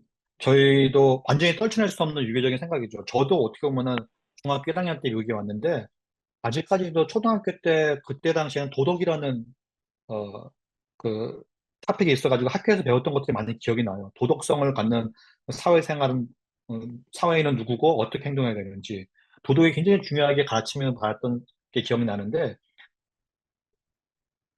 도덕 클래스에서 배운 거하고 교회에서 배운 거하고 크게 다른 게 없다고 느꼈던 것 같아요. 착하게 살아야 된다. 올바르게 살아야 된다. 라는 거였는데 어, 바울의 복음에서 우리가 배우는 의인은 올바르게 행동하는 사람이 아니고 예수님을 믿고 거듭난 사람들을 얘기하는 것이죠. 그런데 다행히 아무래도 이 중간기의 유대인들은 아직 메시아의 역할이나 메시아의 메시지를 몰랐기 때문에 그들이 상상하는 의인은 무엇이냐면은 하나님의 언약의 말씀대로 사는 사람이었어요. 그렇기 때문에 많은 그 중간계 사람들이 언약의 10계명, 그 10계명을 푼 토라들을 그 율법에 대해서 공부를 하고 율법을 어떻게 하면 지키고 율법을 통해 가지고 내 정체성을 계속 지키면서 하나님의 백성으로 계속해서 살아갈 수 있을까가 가장 큰 어, 목적이었고 그 의인으로 남아있는 것이 그들에게는 큰 소망이었습니다. 왜냐하면은 하나님의 나라가 이제 왔을 때 그 나라에 포함할 수 있는 방법은 의인으로 남아서 죽는 거였어요. 예. 부활이라는 초자연적인 일로 하여금 죽었어도 다시 일어나서 그 하나님 나라에 참여할 수 있었기 때문이에요. 그런데 이제 그것들이 계속 변화되고 그 부활의 소망이 점점 커진 게 너무 의인으로 남아있는 게 너무 힘든 것이죠. 그리고 너무 오래 걸리고 계속해서 몇백 년이 지나갔는데 아무 일이 안 일어나고 있잖아요. 그러다 보니까 이제 죄인도 부활할 거다. 모든 이스라엘 백성들은 부활할 것이다. 그런데 부활하고 나서 부활할 때가 바로 종말의 때인데 종말이 일어나면은 하나님의 심판이 있을 것이다. 저희는 심판을 생각할 때 심판을 생각하면 무슨 생각을 하시나요? 저지만 심판을 생각하면 좀 무섭지 않으신가요? 어, 저는 제가 중학교 2학년 때 예수님을 영접했는데요. 교회는 어렸을 때도 다녔지만 영접한 이유가 저희 학교에 매주 이렇게 오셔서 성역 공부를 인도해 주시는 전도사님이 계셨어요. 너무 감사한 전도사님이셨는데 그분이 뭐 그때 80년도에는 많긴 했지만 요한계시록을 그렇게 소개하셨어요. 무서웠어요. 무서워가지고 예수님을 영접했습니다.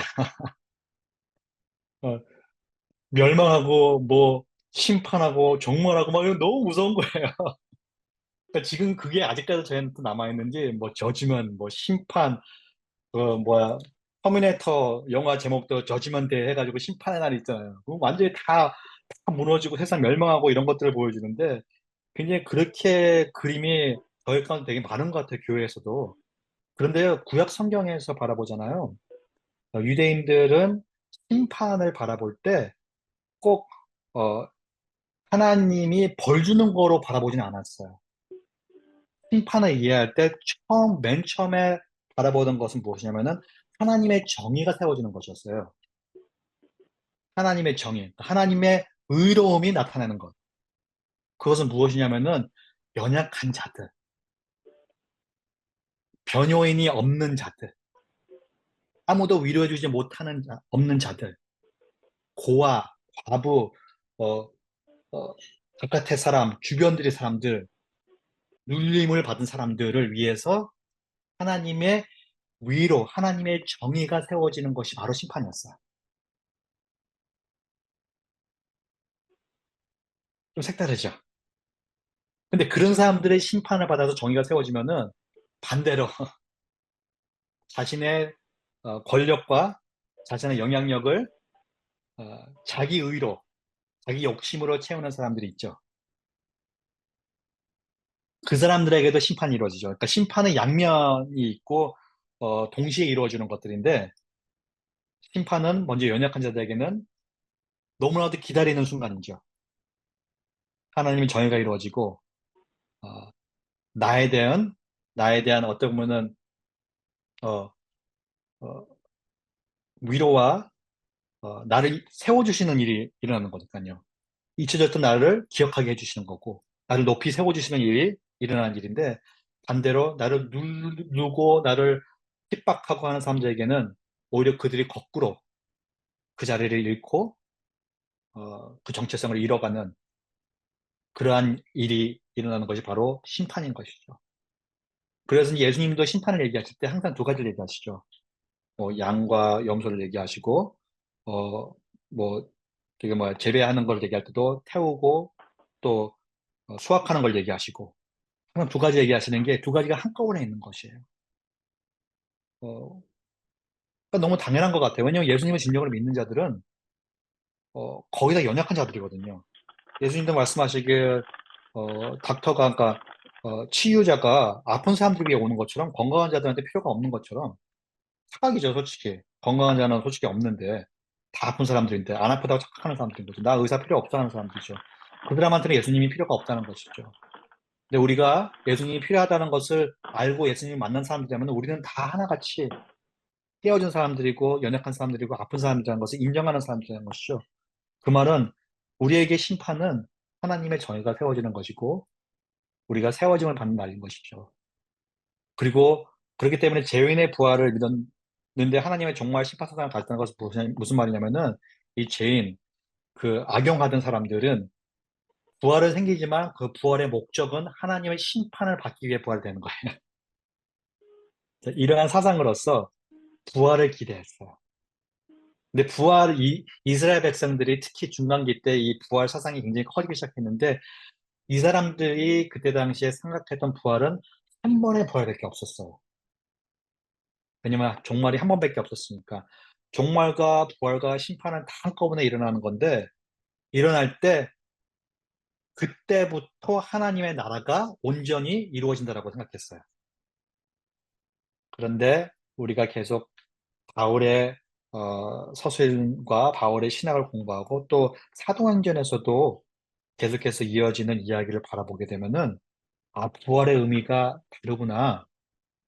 부활은 벌써 예수님의 부활로서 시작된 이야기인 거고, 어, 예수님의 부활 때문에 모든 관점이 바뀌었구나. 하나의 이벤트가 아니구나. 이것은 이어지는 이벤트구나라는 관점을 갖게 되는 것이죠. 에스겔 36장 보면은 이제 종말의 성전의 회복이 성령의 역사와 함께 일어날 것이라는 것을 이제 우리가 알게 되는데, 이렇게 나와 있습니다. 또 새 영을 너희 속에 두고 새 마음을 너희에게 주되 너희 육신에서 굳은 마음을 제거하고 부드러운 마음을 줄 것이며 또 내 영을 너희 속에 두어 너희로 내 율례를 하게 하리니. 어, 성령님이 오시면은 회복의 역사가 일어나는데 회복의 역사가 어떻게 일어나냐면은 저희의 굳은 마음들이 부드러워진대요. 그러니까 순종을 못하는 마음이 이제 순종의 기쁨을 찾아가는 마음으로 변하는 것이죠. 왜냐? 예수님의 모습을 바라봤기 때문에, 예수님과 함께 했기 때문에, 예수님이 순종이라는 삶을 기쁘게 사셨고, 그 순종의 삶을 통해 가지고 상상도 할 수 없는 죽음까지 경험하셨기 때문에. 근데 거기서 끝나는 것이 아니라 부활하셔서 약속하셨던 성령님까지 보내주셨기 때문에 내 영이 너희 속에 두어 성령님이 우리 안에 있는 가장 큰 이유는 하나님의 윤례를 진심으로 행할 수 있게 만들기 위해서인 거죠.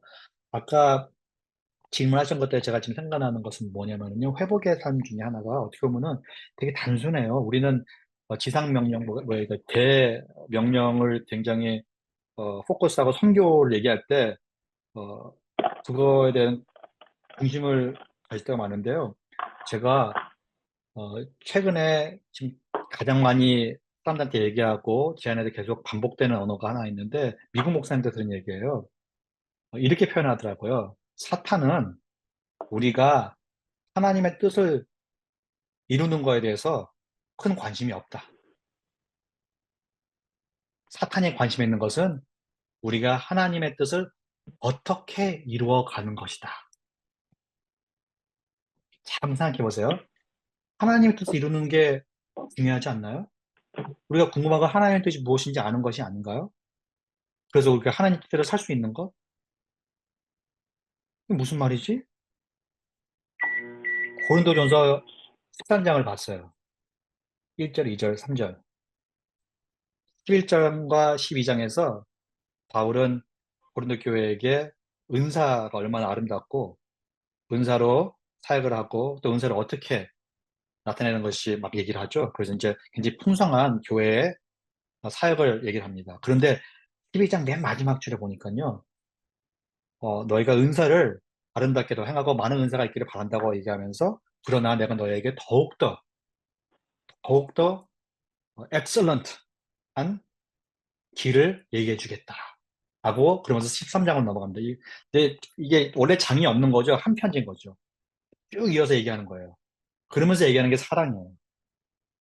사랑을 얘기할 때 맨 처음 1, 2, 3절에 얘기하는 게 뭐냐면은 너희가 천사의 언어를 얘기할지라도 방언을 하고 은사를 풍성하게 하고 기도를 아무리 아름답게 해도 사랑이 없으면 아무 소용이 없고 3절엔 더 강력한 것 같아요. 너희가 네 몸을 불구덩이에 내주어도 숨겨져 숨겨. 근데 숨겨도 사랑이 없이 가능하대. 그리고 하나님의 나라와 전혀 관계없는 일이 돼버린대요. 아는 구절이었는데 관점이 바뀌면서 저한테 되게 충격이었어요. 지금 제가 교제하고 있는 미국 목사님들 사이에서 조그만 한 무브먼트가 일어나고 있는 것 같아요. 그 무브먼트는 뭐냐면은 굉장히 단순한 무브먼트예요. 선교라는 어떤 뭐 위대한 이 계명을 위대한 선교의 일을 하자는 게 아니고 하나님이 주신 계명으로 들어가자라는 어떤 무브먼트가 있는데 그건 되게 뭐냐면은 되게 단순하게 제일 큰 계명 내 하나님을 내 마음과 몸과 영으로 사랑하고 두 번째 계명 내 이웃을 내 몸과 같이 사랑하고 그리고 또 새로운 계명이 있어요. 아셨나요? 요한 1세에서 요한이 얘기하는데 뭐 요한복음에서 예수님이 얘기하시는 거죠. 저기 최후의 만찬 때 어? 너에게 새 계명을 주노니 너희가 서로 사랑하라. 내가 너희를 사랑한 것처럼. 근데 이 새 계명이 다 같은 계명이에요. 표현이 다를 뿐이죠.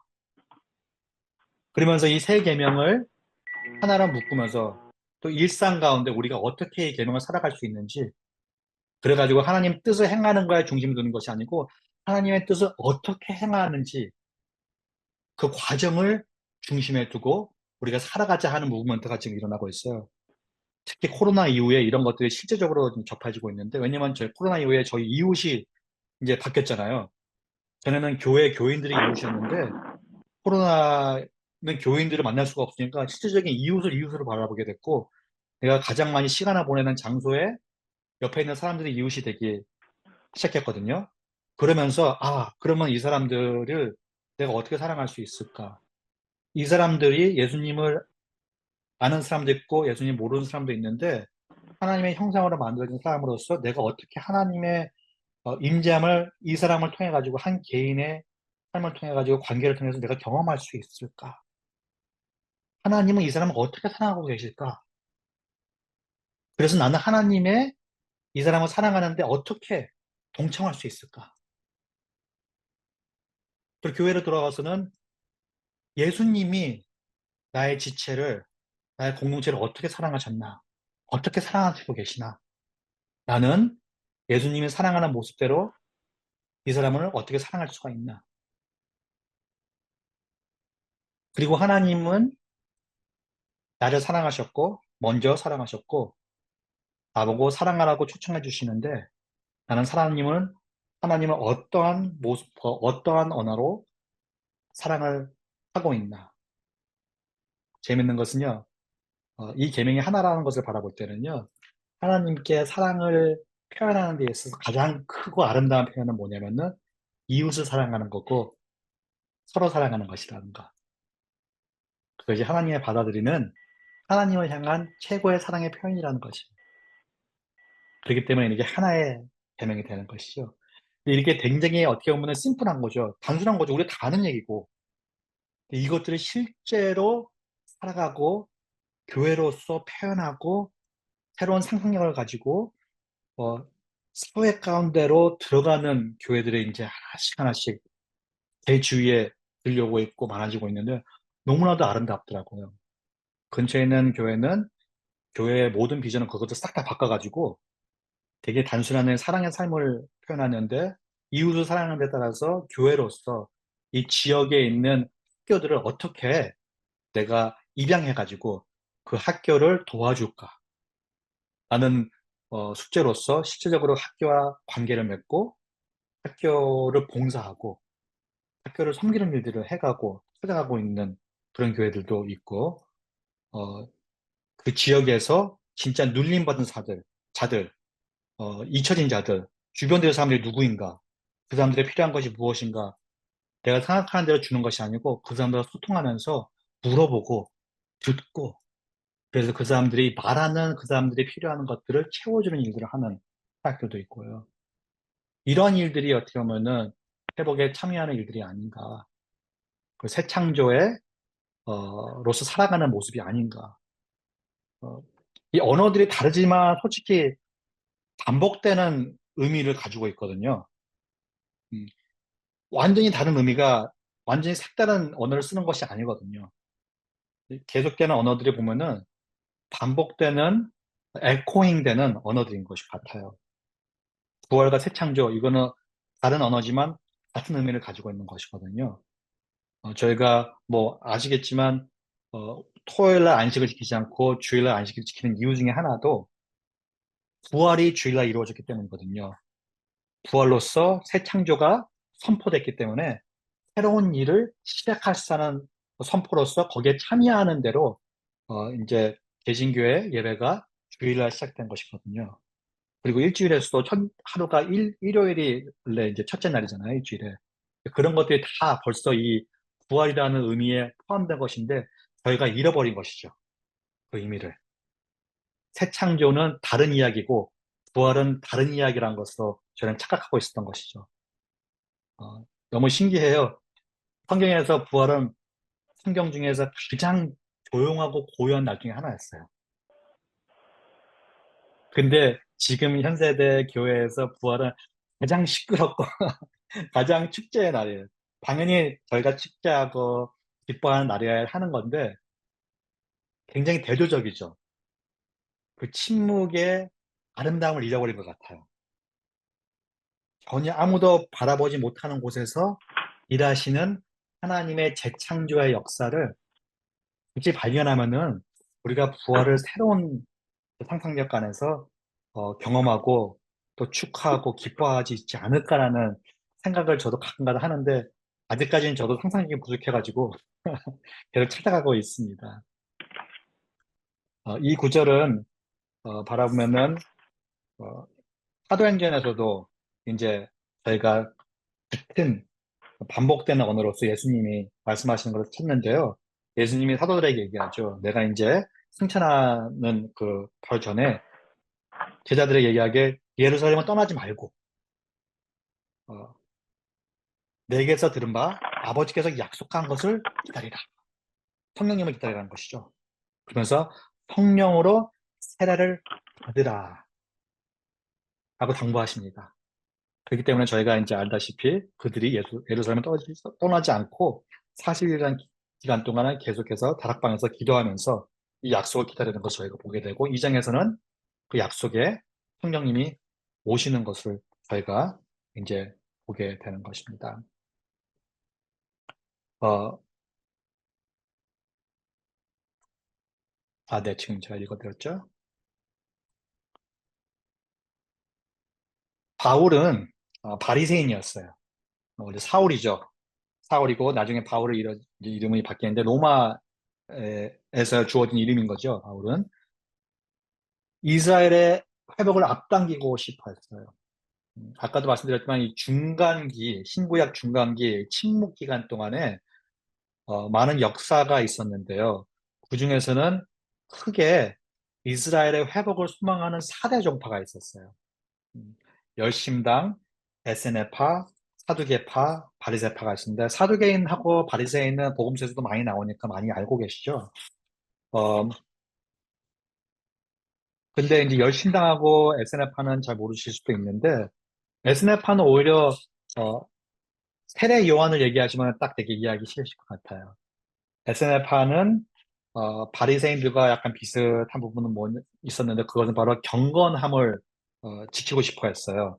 SN이라는 말 자체가 경건한 자들이라는 뜻을 가지고 있는데 예루살렘에 유대교가 중심이 될 수 없음을 알게 되면서 진정한 예배를 하려면은 금욕과 수동원적인 공동체 생활을 해야 된다고 생각을 해가지고 이제 이 떨어져서 사막에서 동굴이나 이런 데서 살면서 완전히 이 갈라진 거룩된 삶, 전혀 이 사회적인 로마와 중심된 삶에 포함되지 않은 따로 된 삶을 사는 사람들이었어요.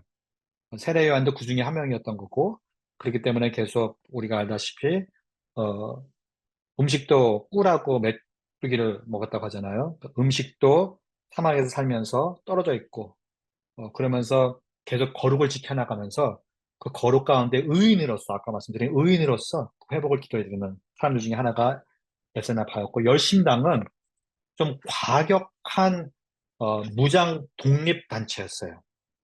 열정이라는 의미를 가진 젤러스라고 하는데요. 그 명칭을 딴 단체로서 로마에 대해서 항거하고 과격하게 폭력적인 성향을 가진 그룹이었어요. 실제적으로 육체적으로 싸우고 그 어, 하나님의 나라가 예, 도렸을 때 거기에 준비되는 이 백성 또 알미로서 군대로서 앞서가기 위해서 앞세서 실제적으로 싸우면서 대적했던 사람들이 열심당이었고 어, 사두개파는 정치적인 사람들이었어요. 정치적인 사력을 키우면서 로마 제국과 결탁해서 유대의 권력을 차지한 사람들이었는데 모세 오경만 인정하고 성경에서 구약 성경에서 부활을 믿지 않는 현실주의자들이었어요. 이 부분은 이분들은 대부분이 대제사장과 제사장들과 귀족들로 이루어진 그룹이었는데 어, 이스라엘의 회복을 원치 않았어요. 왜냐면은 지금 자리를 지키는 게 더 중요했기 때문에 지금 자리를 잃지 않는 게 더 중요했기 때문에 그랬기 때문에 타협이라는 것을 어, 이제 결정했던 거고 그렇기 때문에 이게 동시에 부활을 안 믿는 것과 회복을 원치 않았던 것과 이게 동시에 같이 일어날 것이죠. 이제 SNF파와 열심당과 바리새인들은 다 회복을 원했던 거고 그 회복을 위해서 열심히 일을 하고 있었던 것이에요. 싸우거나 아니면 떨어져서 따로 살거나. 근데 바리새파는 바리새인들은 어, 구별된 자라는 뜻으로서 구별됨을 어, SNF파처럼 따로 사는 것이 아니고 그 안에서 같이 살지만 정체성으로 구별을 찾기 위해서 하나님의 율법을 더욱더 공부하고 하나님의 율법을 지키는 데 힘쓰고 하나님의 율법을 가르치는 데 힘쓴 사람들이었어요. 근데 이들이 생각하는 의인들은 당연히 하나님의 율법을 지키고 아는 사람들인데 하나님의 율법을 무시하고 지키지 않은 악인들이 너무 많았던 거죠. 의인들이 많아야지, 의인들이 풍성해야지 하나님의 회복이 빨리 일어날 것 같은데 의인들이 있어야지 하나님 나라가 빨리 도래될 것 같은데 악인들이 계속해서 이스라엘 백성들 안에 있으니까 이 바리새인들로서는 화가 나는 거죠. 하나님의 나라가 도래되지 않는 이유가 이스라엘 회복이 늦춰지는 이유가 악인들 때문이라고 생각하기 시작한 것이죠. 그런데 지금 예수님을 믿는 사람들이 왕이 왔다고 얘기하고 이스라엘 회복이 벌써 시작했다고 얘기하면서 어, 다른 메시지를 하고 있는 거예요. 그러면은 바리새인인 바울이 바라보기에는 사울이 바라보기에는 이 사람들은 지금 이단을 만들어가지고 이스라엘의 회복을 늦추는 장본인들처럼 보이는 것이에요. 어떻게 해야 되죠? 이스라엘 회복이 빨리 이루어지려면은 이 사람들이 없어야 돼요. 이 사람들의 메시지가 중단되어야 돼요. 그래서 바울은 열심으로 그리스도인들을 박해하기 시작했습니다. 그 이유는 이스라엘 회복을 앞당기기 위해서였던 것이에요. 이게 이제 이 중간계를 이해하지 못하면은 이해하기가 힘든 부분인데 바울의 이 바리새인의 어떤 정체성이었던 것이죠. 그 정체성을 이렇게 나타난 것이라고 우리가 바라보면 이해가 좀 되실 것 같아요. 음, 어, 그런데 바울이 그리스도를 만났습니다. 예수님을 만났어요. 그리고 이스라엘이 기다려온 의인의 부활이 예수 안에서 일어나고 있는 것을 깨달았어요. 종말이 예수님 그리스도의 십자가와 부활의 사건에서 벌써 시작된 것을 알게 되었어요. 예수님의 부활을 통해서 새 세대가 시작하고 벌써 알게 되었고 현 세대도 아직까지 진행되어야 하는 것을 알게 되었어요. 전에 가지고 있던 신학은 현 세대가 이루어지고 현 세대가 끝나면서 의인들이 부활하고 하나님 나라가 도래되고 그리고 심판이 이루어지고 새 세대가 그때부터 이루어진다고 생각했는데 지금은 현 세대와 새 세대가 한꺼번에 맞물린 세대에 살고 있다는 것을 바울이 깨닫게 됐어요. 어떻게? 예수님의 부활로써. 또 어떻게? 예수님의 재림의 약속을 기다리면서. 예수님의 부활과 예수님의 재림을 기다리는 세대를 살고 있는 게 바로 우리인 거고, 그렇기 때문에 그 세대가 바로 교회 세대인 것이고요. 그 세대가 바로 벌써 시작한 새 세대의 하나님 나라의 현실이라는 것입니다. 그게 바로 새 창조의 역사에 포함된다는 것이에요. 부활의 역사, 새 창조의 시작. 하지만 온전히 새 창조가 아직 도래되지 않았다는 것. 새 세대는 시작됐지만 현 세대도 끝나지 않았다. already and not yet 라는 표현가 있죠. 이미 하지만 아직 아닌. 이미 시작됐지만 하지만 아직 온전히 이루어지지 않은. 이것이 하나님 나라의 현실인 것이죠. 이것을 알 때 우리가 하나님의 나라를 지금 시대에서도 경험할 수가 있는 것이에요. 언제? 예수님이 왕되심이 이루어질 때. 뭐 나중에 좀 더 말씀드리겠지만 재밌는 게 이 복음서에서는 뭐 예수님을 하나님의 아들이라는 표현도 있고 어, 선생님이라는 표현도 쓰고 랩비라는 표현도 쓰고 여러 가지 표현을 쓰잖아요. 그런데 사도행전부터 보잖아요. 그리고 계속해서 이 바울의 서신들을 쭉 보잖아요. 베드로의 서신도 그렇고 서신들 쭉 보면은 예수님을 표현하는 단어가 굉장히 동일해요. 거의 한 가지밖에 안 나와요. 그 표현은 뭐냐면은 그리스도라는 표현이에요. 그리스도 예수 아니면 예수 그리스도 아니면 그리스도. 그리스도는 기름 부은 자라는 의미를 가지고 있죠. 기름 부은 자는 이제 메시아를 뜻하는 특별한 언어였는데 기름 부은 자는 딱 세 가지죠. 선지자, 예언자가 아니죠. 대제사장, 그리고 왕, 그리고 성령님의 기름 부음을 받은 자. 이 세 가지가 다 예수님이셨죠. 그리스도. 이 세 가지를 한꺼번에 또 포함되는 게 뭐냐면 왕이에요, 왕.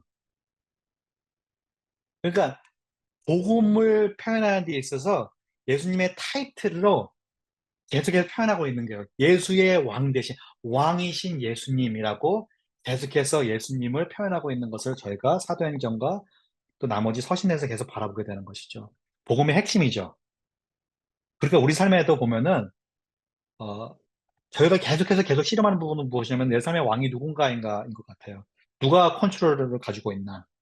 내 아이들을 키우는데, 내 사업을 하는데, 교회를 섬기는 데서도 내 의지로, 내 의로움으로 하고 있는 것인지 아니면은 예수님이 왕된 현실 가운데서도 순종으로 내가 예수님이 하시는 일을 동참하고 따라가고 있는지 지금 이 순간에 이 자리에 누가 왕인지를 알 때, 그리고 그 자리에 예수님이 왕인 것을 깨달았을 때 그 자리가 솔직히 하나님의 나라가 도래되는 자리가 되는 것이거든요. 그 복음이 현실이 되는 것이고 우리가 경험하는 그 회복의 순간이 되는 것이거든요. 근데 그리스도라는 표현이 그렇게 되게 특별한 것 같아요. 근데 저희는 그리스도인이잖아요. 기름 부은 자들, 소수죠, 저희는. 소문자로 그리스도인인 거죠. 어떻게 보면 작은 그리스도라고도 이렇게 표현되는데 기름 부은 자, 왜냐하면 성령님이 이제 들어오셨기 때문에 성령님의 기름을 받았기 때문에 우리가 그리고 왕 같은 제사장, 거기서 그 타이틀에 두 가지가 다 포함되어 있죠. 왕과 제사장. 저희는 기름 부은 자라는 의미가 같은 의미로서 표현되고 있는 거고 저에게 새로운 정체성을 주는 것이고 그렇기 때문에 저희가 사는 삶은 더 이상 옛날의 삶이 아니고 새 창조의 삶이 되어야 된다는 것이에요. 왜냐하면 예수님은 새 창조를 이루시는 새 창조의 왕이시기 때문에. 음. 새 창조와 구원의 아, 관계를 이제 사도행전에서도 그렇기 때문에 이게 나타나는데 부활과 새 창조는 초대교회에서 일어났다. 그리고 예수 그리스도의 만남의 사건은 새 창조의 사건이다라는 것입니다. 어, 초대교회에서는 부활과 새 창조를 하나의 사건으로 바라봤어요. 아까도 말씀드렸지만. 그런데 그것을 그냥 한 명을 바라보고 얘기한 것이 아니고 어, 한 순간 한 그룹을 바라보고 얘기한 것이 아니고 전체적인 시대와 공간과 시간을 초월하는 그러한 흐름 가운데서 일어난 새 창조. 이것들이 굉장히 신비로운 것 같아요. 어떻게 보면 말로 표현할 수가 없는 것이죠. 어, 이런 의미에서 이제 십자가의 역사를 얘기할 때, 어, 한 번의 죽음으로 모든 인류를 구원하신 예수님의 십자가의 역사라고 표현을 하잖아요, 저희가. 근데 그것은 이제 죄사함을 얘기하는 것, 단지 내가 잘못한 것을 덮어주신 그런 죄사함을 얘기하는 것이 아니고, 아까도 말씀하셨다시피, 죄사함은 회복이라는 단어와 일치하는 부분이 있는데요. 그 회복은 관계적인 언어가 가지고, 죄사함을 받았다는 것은 하나님과 관계가 회복되었다는 말이고 또 창조들과 서로의 관계가 회복된다는 말을 표현이 이렇게 붙여져 있거든요. 이것을 가장 잘 나타내는 언어가 샬롬이라는 단어예요. 샬롬이라는 단어인데 조화로운 관계, 하나님이 창조하셨을 때, 맨 처음 창조하셨을 때 원래 가지고 계셨던 그 아이디어의 삶, 조화로운 관계 안에서 그 창조 세계를 더욱더 풍성히 만들어 가는 것. 그러니까 그 자체에도 그 뒤로 가는 것이 아니에요. 풍성히 만들어 가는 것으로 앞을 향해 가는데 지금 우리는 다른 길을 걸어왔잖아요. 죄 때문에. 그렇기 때문에 회복의 길이 이렇게 돌아가는 것이 아니고 창조 세계로 창조의 세계에서 바라봤던 그 풍성한 삶을 만들어갈 수 있도록 다시 새 창조의 삶으로 거듭나게 되는 거죠, 저희가. 저는 새 창조, 새 하늘과 새 땅이 이루어졌어도 어, 계속 풍성함이 있을 거라고 생각해요. 완전히 완전하면서 그냥 끝나고 멈추는 것이 아니라고 저는 상상해요. 제 개인적으로. 왜냐면 그 풍성함은 열매 맺는 삶은 계속해서 하나님이 또 예수님이 말씀하셨던 것들이 부르심이고 그러니까 새 창조는 계속해서 앞으로 나가는 일들의 하나님의 역사가 아닌가 상상합니다. 그리고 이것들을 바울이 이제 고린도 후서에서 설명하는 것을 보잖아요. 바울이 어, 예수님을 만났을 때, 다메섹 도상에서 예수님을 만났을 때, 그 순간을 이렇게 표현합니다. 어두운데 빛이 빛이라 말씀하셨던 그 하나님께서 예수 그리스도의 얼굴에 있는 하나님의 영광을 아는 빛을 우리 마음에 비추셨느니라. 바울에게 나타났을 때 강한 빛이 나타났었죠. 그 예수님이 말씀하셨죠. 눈을 멀 정도로 강했어요. 보이진 않았지만 빛은 확실했고 오히려 그 빛을 어, 바울로 하여금 어둠에 갇히게 했었죠. 근데 그 순간을 바울은 왜냐면 그 빛을 통하여서 예수님을 바라볼 수 있게 되었기 때문에 그 순간을 창조의 이야기와 비교해서 지금 얘기하고 있는 것이에요. 창조 때는 뭐가 있었죠? 어두움이 있었고 공허함이 있었고요. 그 위에 성령님이 거하시고 계셨고, 그리고 하나님 말씀으로서 빛아 있으라고 했을 때, Let there be light라고 얘기했을 때 빛이 나타나셨죠. 창조에서 이루어진 하나님의 말씀으로 나타난 빛으로서 세상이 밝아졌을 때, 창조 세계가 보여졌을 때를 상상하면서 지금 자신의 개인의 지금 증거를 하고 있는 것이에요. 왜냐? 예수님을 만난다는 것은, 예수님의 부활로서 거듭난다는 것은, 예수님의 십자가의 역사로서 죄 용서를 받는다는 것은 새 창조의 역사 가운데로 들어간다고 바울은 믿었기 때문이에요. 만나는 순간부터 바울은 새 사람이 된 것이에요. 관점만 바뀐 것이 아니고, 깨달음만 생긴 것이 아니고, 온 삶의 모든 것이 뒤죽박죽이 돼버린 것이에요. 위아래가 바뀐 것이죠. 주위 사람들은 무서워했잖아요, 아직까지도. 바울을 무서워해가지고, 어, 어, 바울을 만나는 것을 두려워하고, 멀리하고, 바나바가 나중에 바울 찾아가기 전까지는 바울 찾는 사람이 없었어요, 성경에서 보니까. 거의 그게 한 9년에서 10년 정도 걸린 것 같아요.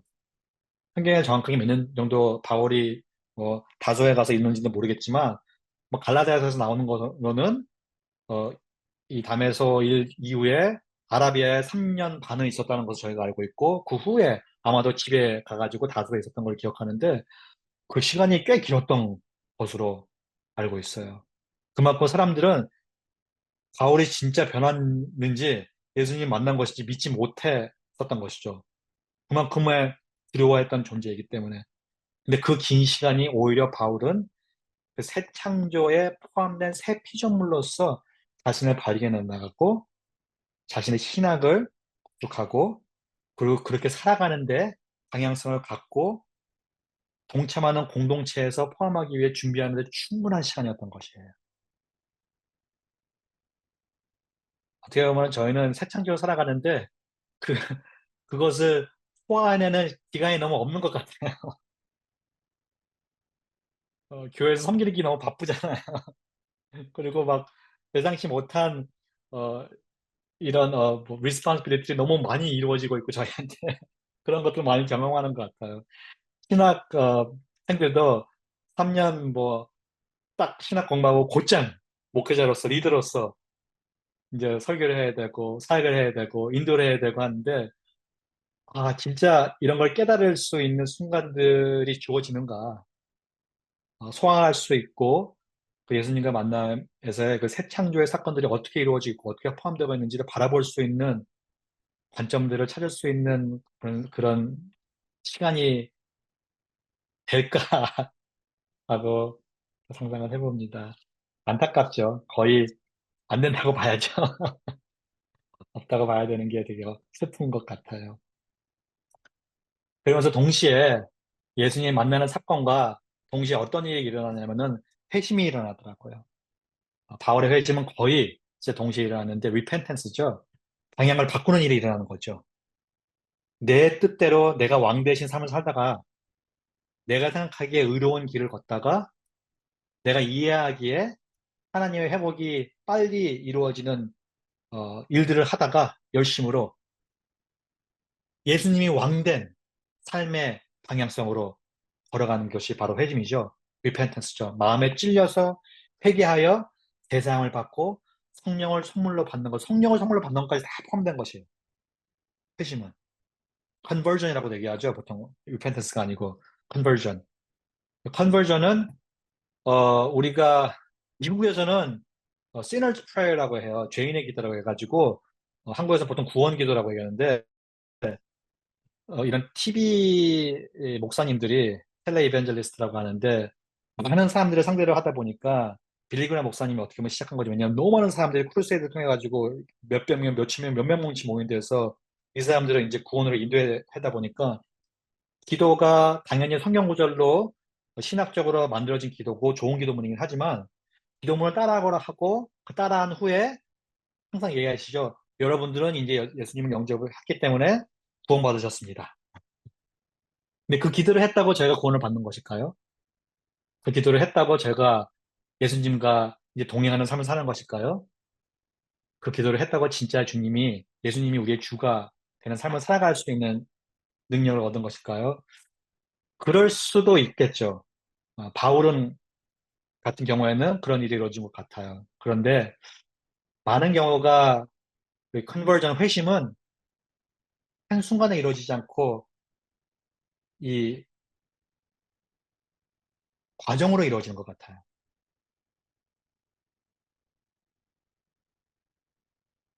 왜냐하면 새 창조의 사건이 시작됐지만 그 사건이 이루어지게도 계속되는 과정이 있기 때문에 새 창조의 사건으로 시작되지만 새 창조의 역사로서 풀어지는 게 회심이 아닌가. 그 회심이 이루어질 때 저희가 이제 어, 아까 권사님이 김준영 권사님이 말씀하셨던 초대교회에 상상하는 많은 사람들이 상상하는 모습이 이거거든요. 새로운 공동체의 모습.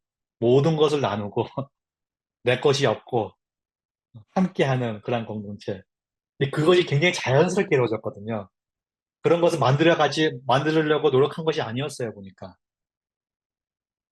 진정한 회심이 이루어지고 회개의 세례를 받았을 때 그런 공동체가 자연적으로 이루어진 것을 저희가 바라보게 됩니다. 그런데 그런 공동체가 계속 그 상태로 있지는 않았어요. 또 초대교회에서도 그 교회에서도 망가지는 부분들이 또 부서지는 부분들이 많고 마귀가 가만히 안 내비두는 부분들 저희가 또 사도행전에서 보게 되는 것이죠.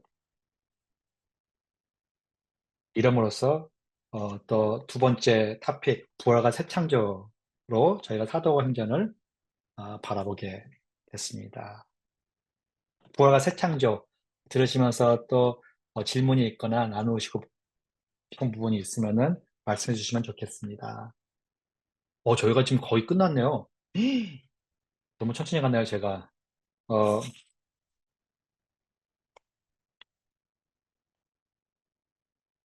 제가 준비를 조금 해가지고 되게 빨리 끝날 줄 알고 천천히 얘기했는데 천천히 얘기하다 보니까 너무 빨리 지나갔네요. 아니, 죄송합니다. 목사님, 이 책에서 말하는 게 되게 네, 심오한 얘기고 중요한 얘기이기 때문에 아마 이 시간 설명한 거 많은 얘기를 하셨지만 네, 다 풀어내지 못한 부분이 클 것 같아요. 내용 자체가 어려운 얘기기도 하고 심오하고 또 이런 관점으로 사도행전을 보고 성경 전체를 보도록 하는 거에 지금 익숙지 않은 게 너무 많이 있는 것 같아요. 전에 네, 그 책을 나누면서도 느꼈던 건데 그 개인적인 구원과 죄사함 이런 데 너무 많이 저희의 어떤 신앙 교육 이런 게 많이 이렇게 매몰돼 있고 지금도 그 성경을 풀어서 설교하시는 많은 목사님들이 개인의 어떤 삶의 고난의 맞아요. 예, 해석이나 그런 죄에서부터 해방 이런 거에서 많이 묶여 있고 또 사람들이 그런 설교를 할 때 반응이 좋고요. 좋아해요. 그러다 보니까 맞아요. 맞아요. 예, 네, 그런 설교자를 좋아하고 인기가 있다 보니까 이런 관점으로 성경을 읽고 선교를 얘기하는 거에 대해서 되게 낯설어하고 그런 것 같아요. 그래서 더 어렵고 이게 뭐지 하고 이렇게 생각하게 되는 점이 더 많은 것 같습니다. 네, 맞습니다. 교수님. 이게 우리가 포함되어 있는 이야기고 우리에게 너무나도 밀접한 관계가 있는 건데 들으면은 관계가 없는 것처럼 들리죠. 그게 나하고 무슨 상관이야? 하고 우리가 반응하게 되고 지금 교회의 메시지가 굉장히 소비자적인 부분으로 변질된 상황이기 때문에 좋아하는 걸 그렇게 얘기해주고 싶고 그런 것들이 아무래도 많은 것 같아요. 저도 뭐 사람들 좋아하면은 기분이 좋고 좋아해주길 바라는 마음이 항상 있다 보니까 그런 씨름을 계속 해야 되는 것 같아요. 음, 그렇기 때문에 오히려 저는 그래서 이게 더 맞는 메시지가 아닌가. 왜냐면은 예수님의 제자로 살아간다는 것은 이 바울이 사용하는 용어들도 보면은요, 사도행전에 사용하는 용어들도 보면은 굉장히 반로마적인 단어들을 사용하거든요.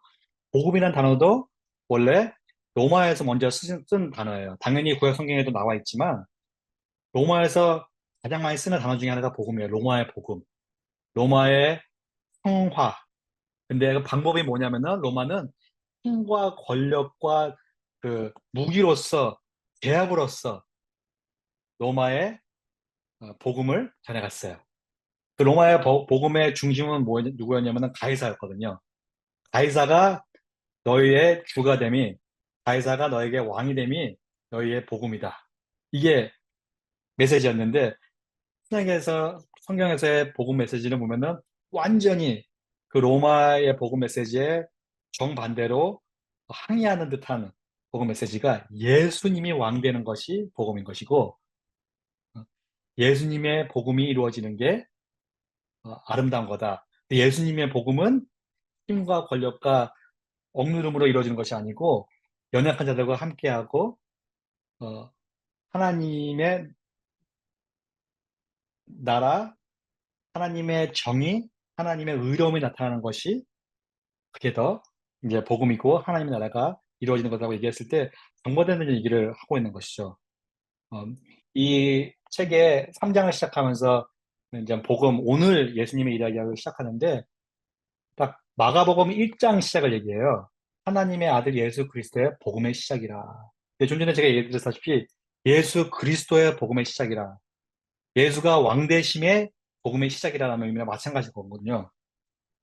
계속해서 반복되는 것들이 나오고 이 예수님의 왕되심의 스토리가 예수님의 죽으시고 장사하시고 장사 지내는 바 되셨다가 다시 살아나시고 제자들에게 보인 것들이 다 포함돼 보이셔서 승천하심까지 솔직히 포함되는 거거든요. 왕되신 분.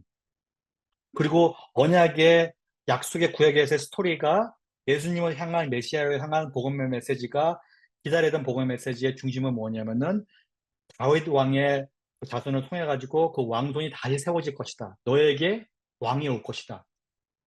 사사기에서 보니까요. 2번 반복되는 구절이 있는데 맨 마지막에 끝나는 구절로 이렇게 나오죠. 그들에게는 왕이 없었으므로 각각 자기의 의대로 행하였다. 자기가 원하는 대로. 지금 포스트 모던 시대를 너무 잘 나타나고 있는 문장 같아요.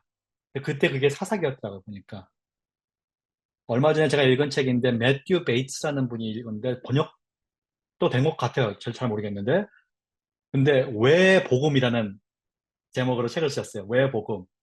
여기서도 이제 설명하시는데 어 이제 여기 이 책하고 조금 다르게 설명하는 부분은 또 단순하게 설명하는 부분은 뭐냐면은 우리가 복음이 무엇인지 먼저 물어보기보다는 왜 복음을 주셨는지를 물어봐야 되는데 왜 복음이라는 그 질문에 명확한 답을 전체적인 성경 속에서 찾다 본다면은 단 하나 우리에게 왕이 필요하기 때문이라고 얘기하더라고요. 근데 그게 제 머리를 이렇게 크게 내리쳤어요. 왜냐면은 하나님이 주시는 왕은 뭐 하나님 자신이 왕이시지만 하나님의 왕 되심은 우리가 생각하는 인간의 왕의 모습은 완전히 다르잖아요. 보통 우리들은 아직까지도 뭐 임금이라는 걸 생각할 때도 그렇고 보통 사람들이 왕을 생각했을 때는 권력의 그 상징이기 때문에 거의 폭군 수준의 왕을 상상할 때가 되게 많은 것 같아요. 그런데 하나님을 왕으로 생각했을 때는 선하심, 아름다우심, 진리 이런 것들이 나타나는 거거든요. 그러니까 우리가 상상하고 경험한 거와 완전히 다른 왕된 하나님, 예수님을 발견할 때 그 안에서 새로운 삶을 살게 되고 찾게 되는 것이거든요. 그렇기 때문에 예수님이 왕 되심을 발견하는 게 복음인 것 같아요. 복음의 이야기는 제가 다음 주에 조금 더 할게요. 근데 오늘은 딱 그 정도로 멈추면 좋을 것 같고, 어, 그 이야기가 뭐 이분이 이 책에서 진짜 하고 싶은 이야기는 복음의 이야기도 그냥 십자가 이야기가 아니라는 것이에요.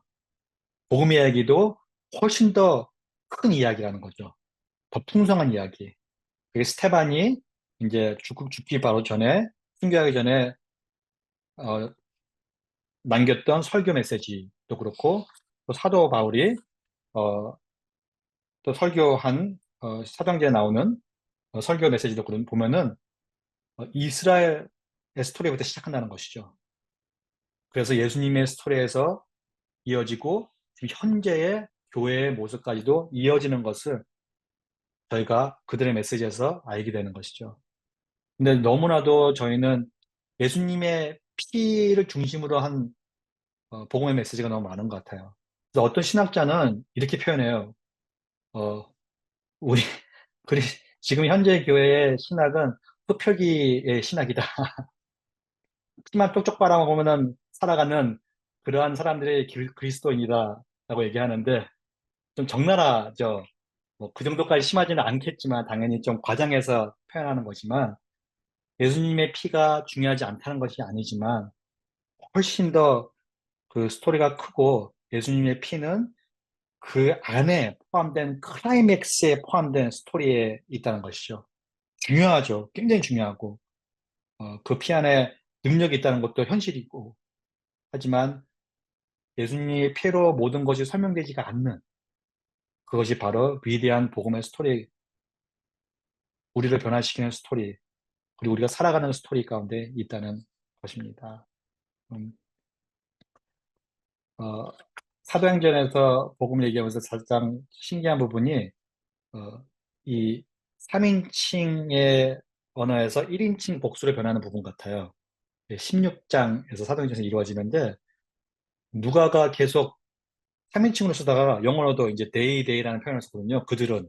그래서 갑자기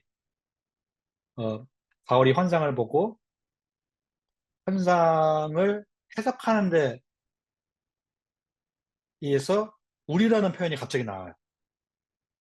어떻게 보면은 공동체로서 이제 하나님의 인도하는 방향성을 찾아가는 그런 흐름을 보여주듯이 우리라는 표현이 나오면서 이제 이 책의 저자는 우리라는 표현은 지금 현재의 우리 여러분과 나 지금의 교회까지도 포함하는 언어다라고 말씀하시더라고요.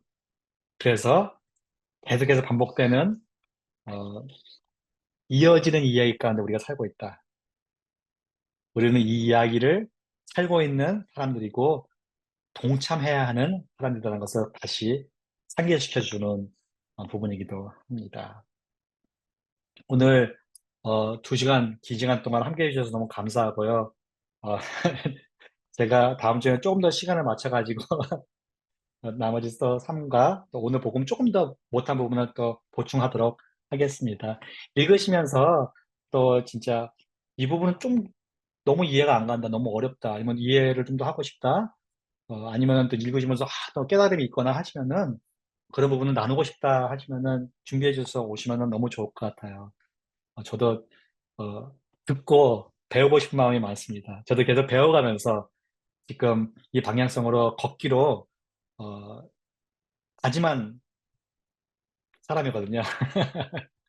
그런 부분에서 저는 공동체가 더욱더 아름답게 느껴지는 것 같고 저희가 떨어져 있고 한국과 미국이잖아요. 그런데도 아, 공동체라는 게 진짜 저는 많이 느껴지는 것 같아요. 우리가 같은 방향으로 가고 있다. 같은 하나님께 기도하고 같은 것들을 소망하고 있다는 것들이 너무 많이 느끼는 것 같습니다. 그런 부분에서 함께하는 것이 너무 고맙고 좋습니다. 감사합니다. 그러면 너무 늦었으니까 제가 기도하고 오늘 마치도록 할게요. 하나님 감사합니다. 음, 저에게 새로운 관점뿐 아니라 저에게 새로운 삶의 방향성을 제시해 주시고 저희 삶에 더 큰 의미와 정체성을 발견해 주시면 감사드립니다. 아멘.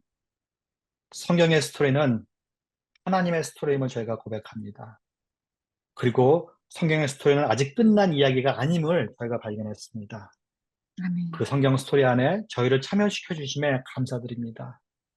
제가 아멘. 교회의 지체로서 예수님의 몸된 교회로서 이 성경의 스토리, 교회의 스토리를 써가는 데 인해서 충분히 풍성하게 동참하도록 주님이 일하시는 것들이 어떤 것인지 하나님이 일하시고 계시는 성교의 일을 저에게 보여주시고 그 일에 참여할 수 있도록 저희에게 용기를 불어넣어 주시옵소서. 아멘. 기도로서, 섬김으로써 또 공부함으로써 하나님을 더 알아가고 하나님의 선교에 동참할 때 저의 삶이 더 풍성해지고 저의 기쁨이 더욱더 깊어질 줄 믿습니다. 감사합니다. 아멘. 이번 주 또 한 주를 살아갈 때 매일매일이 하나님의 일하시는, 지금 현재 벌써 일하시는 하나님을 발견하고 그 일에 동참을 어, 찾아가는 저희들이 될 수 있도록 하루하루 인도해 주세요. 이 모든 말씀 아멘. 예수님의 이름으로 기도드렸습니다. 아멘. 아멘. 아멘. 감사합니다. 그럼 네, 다음 주 감사합니다. 월요일 10시, 저는 주일 오후 6시 그렇게 뵙겠습니다.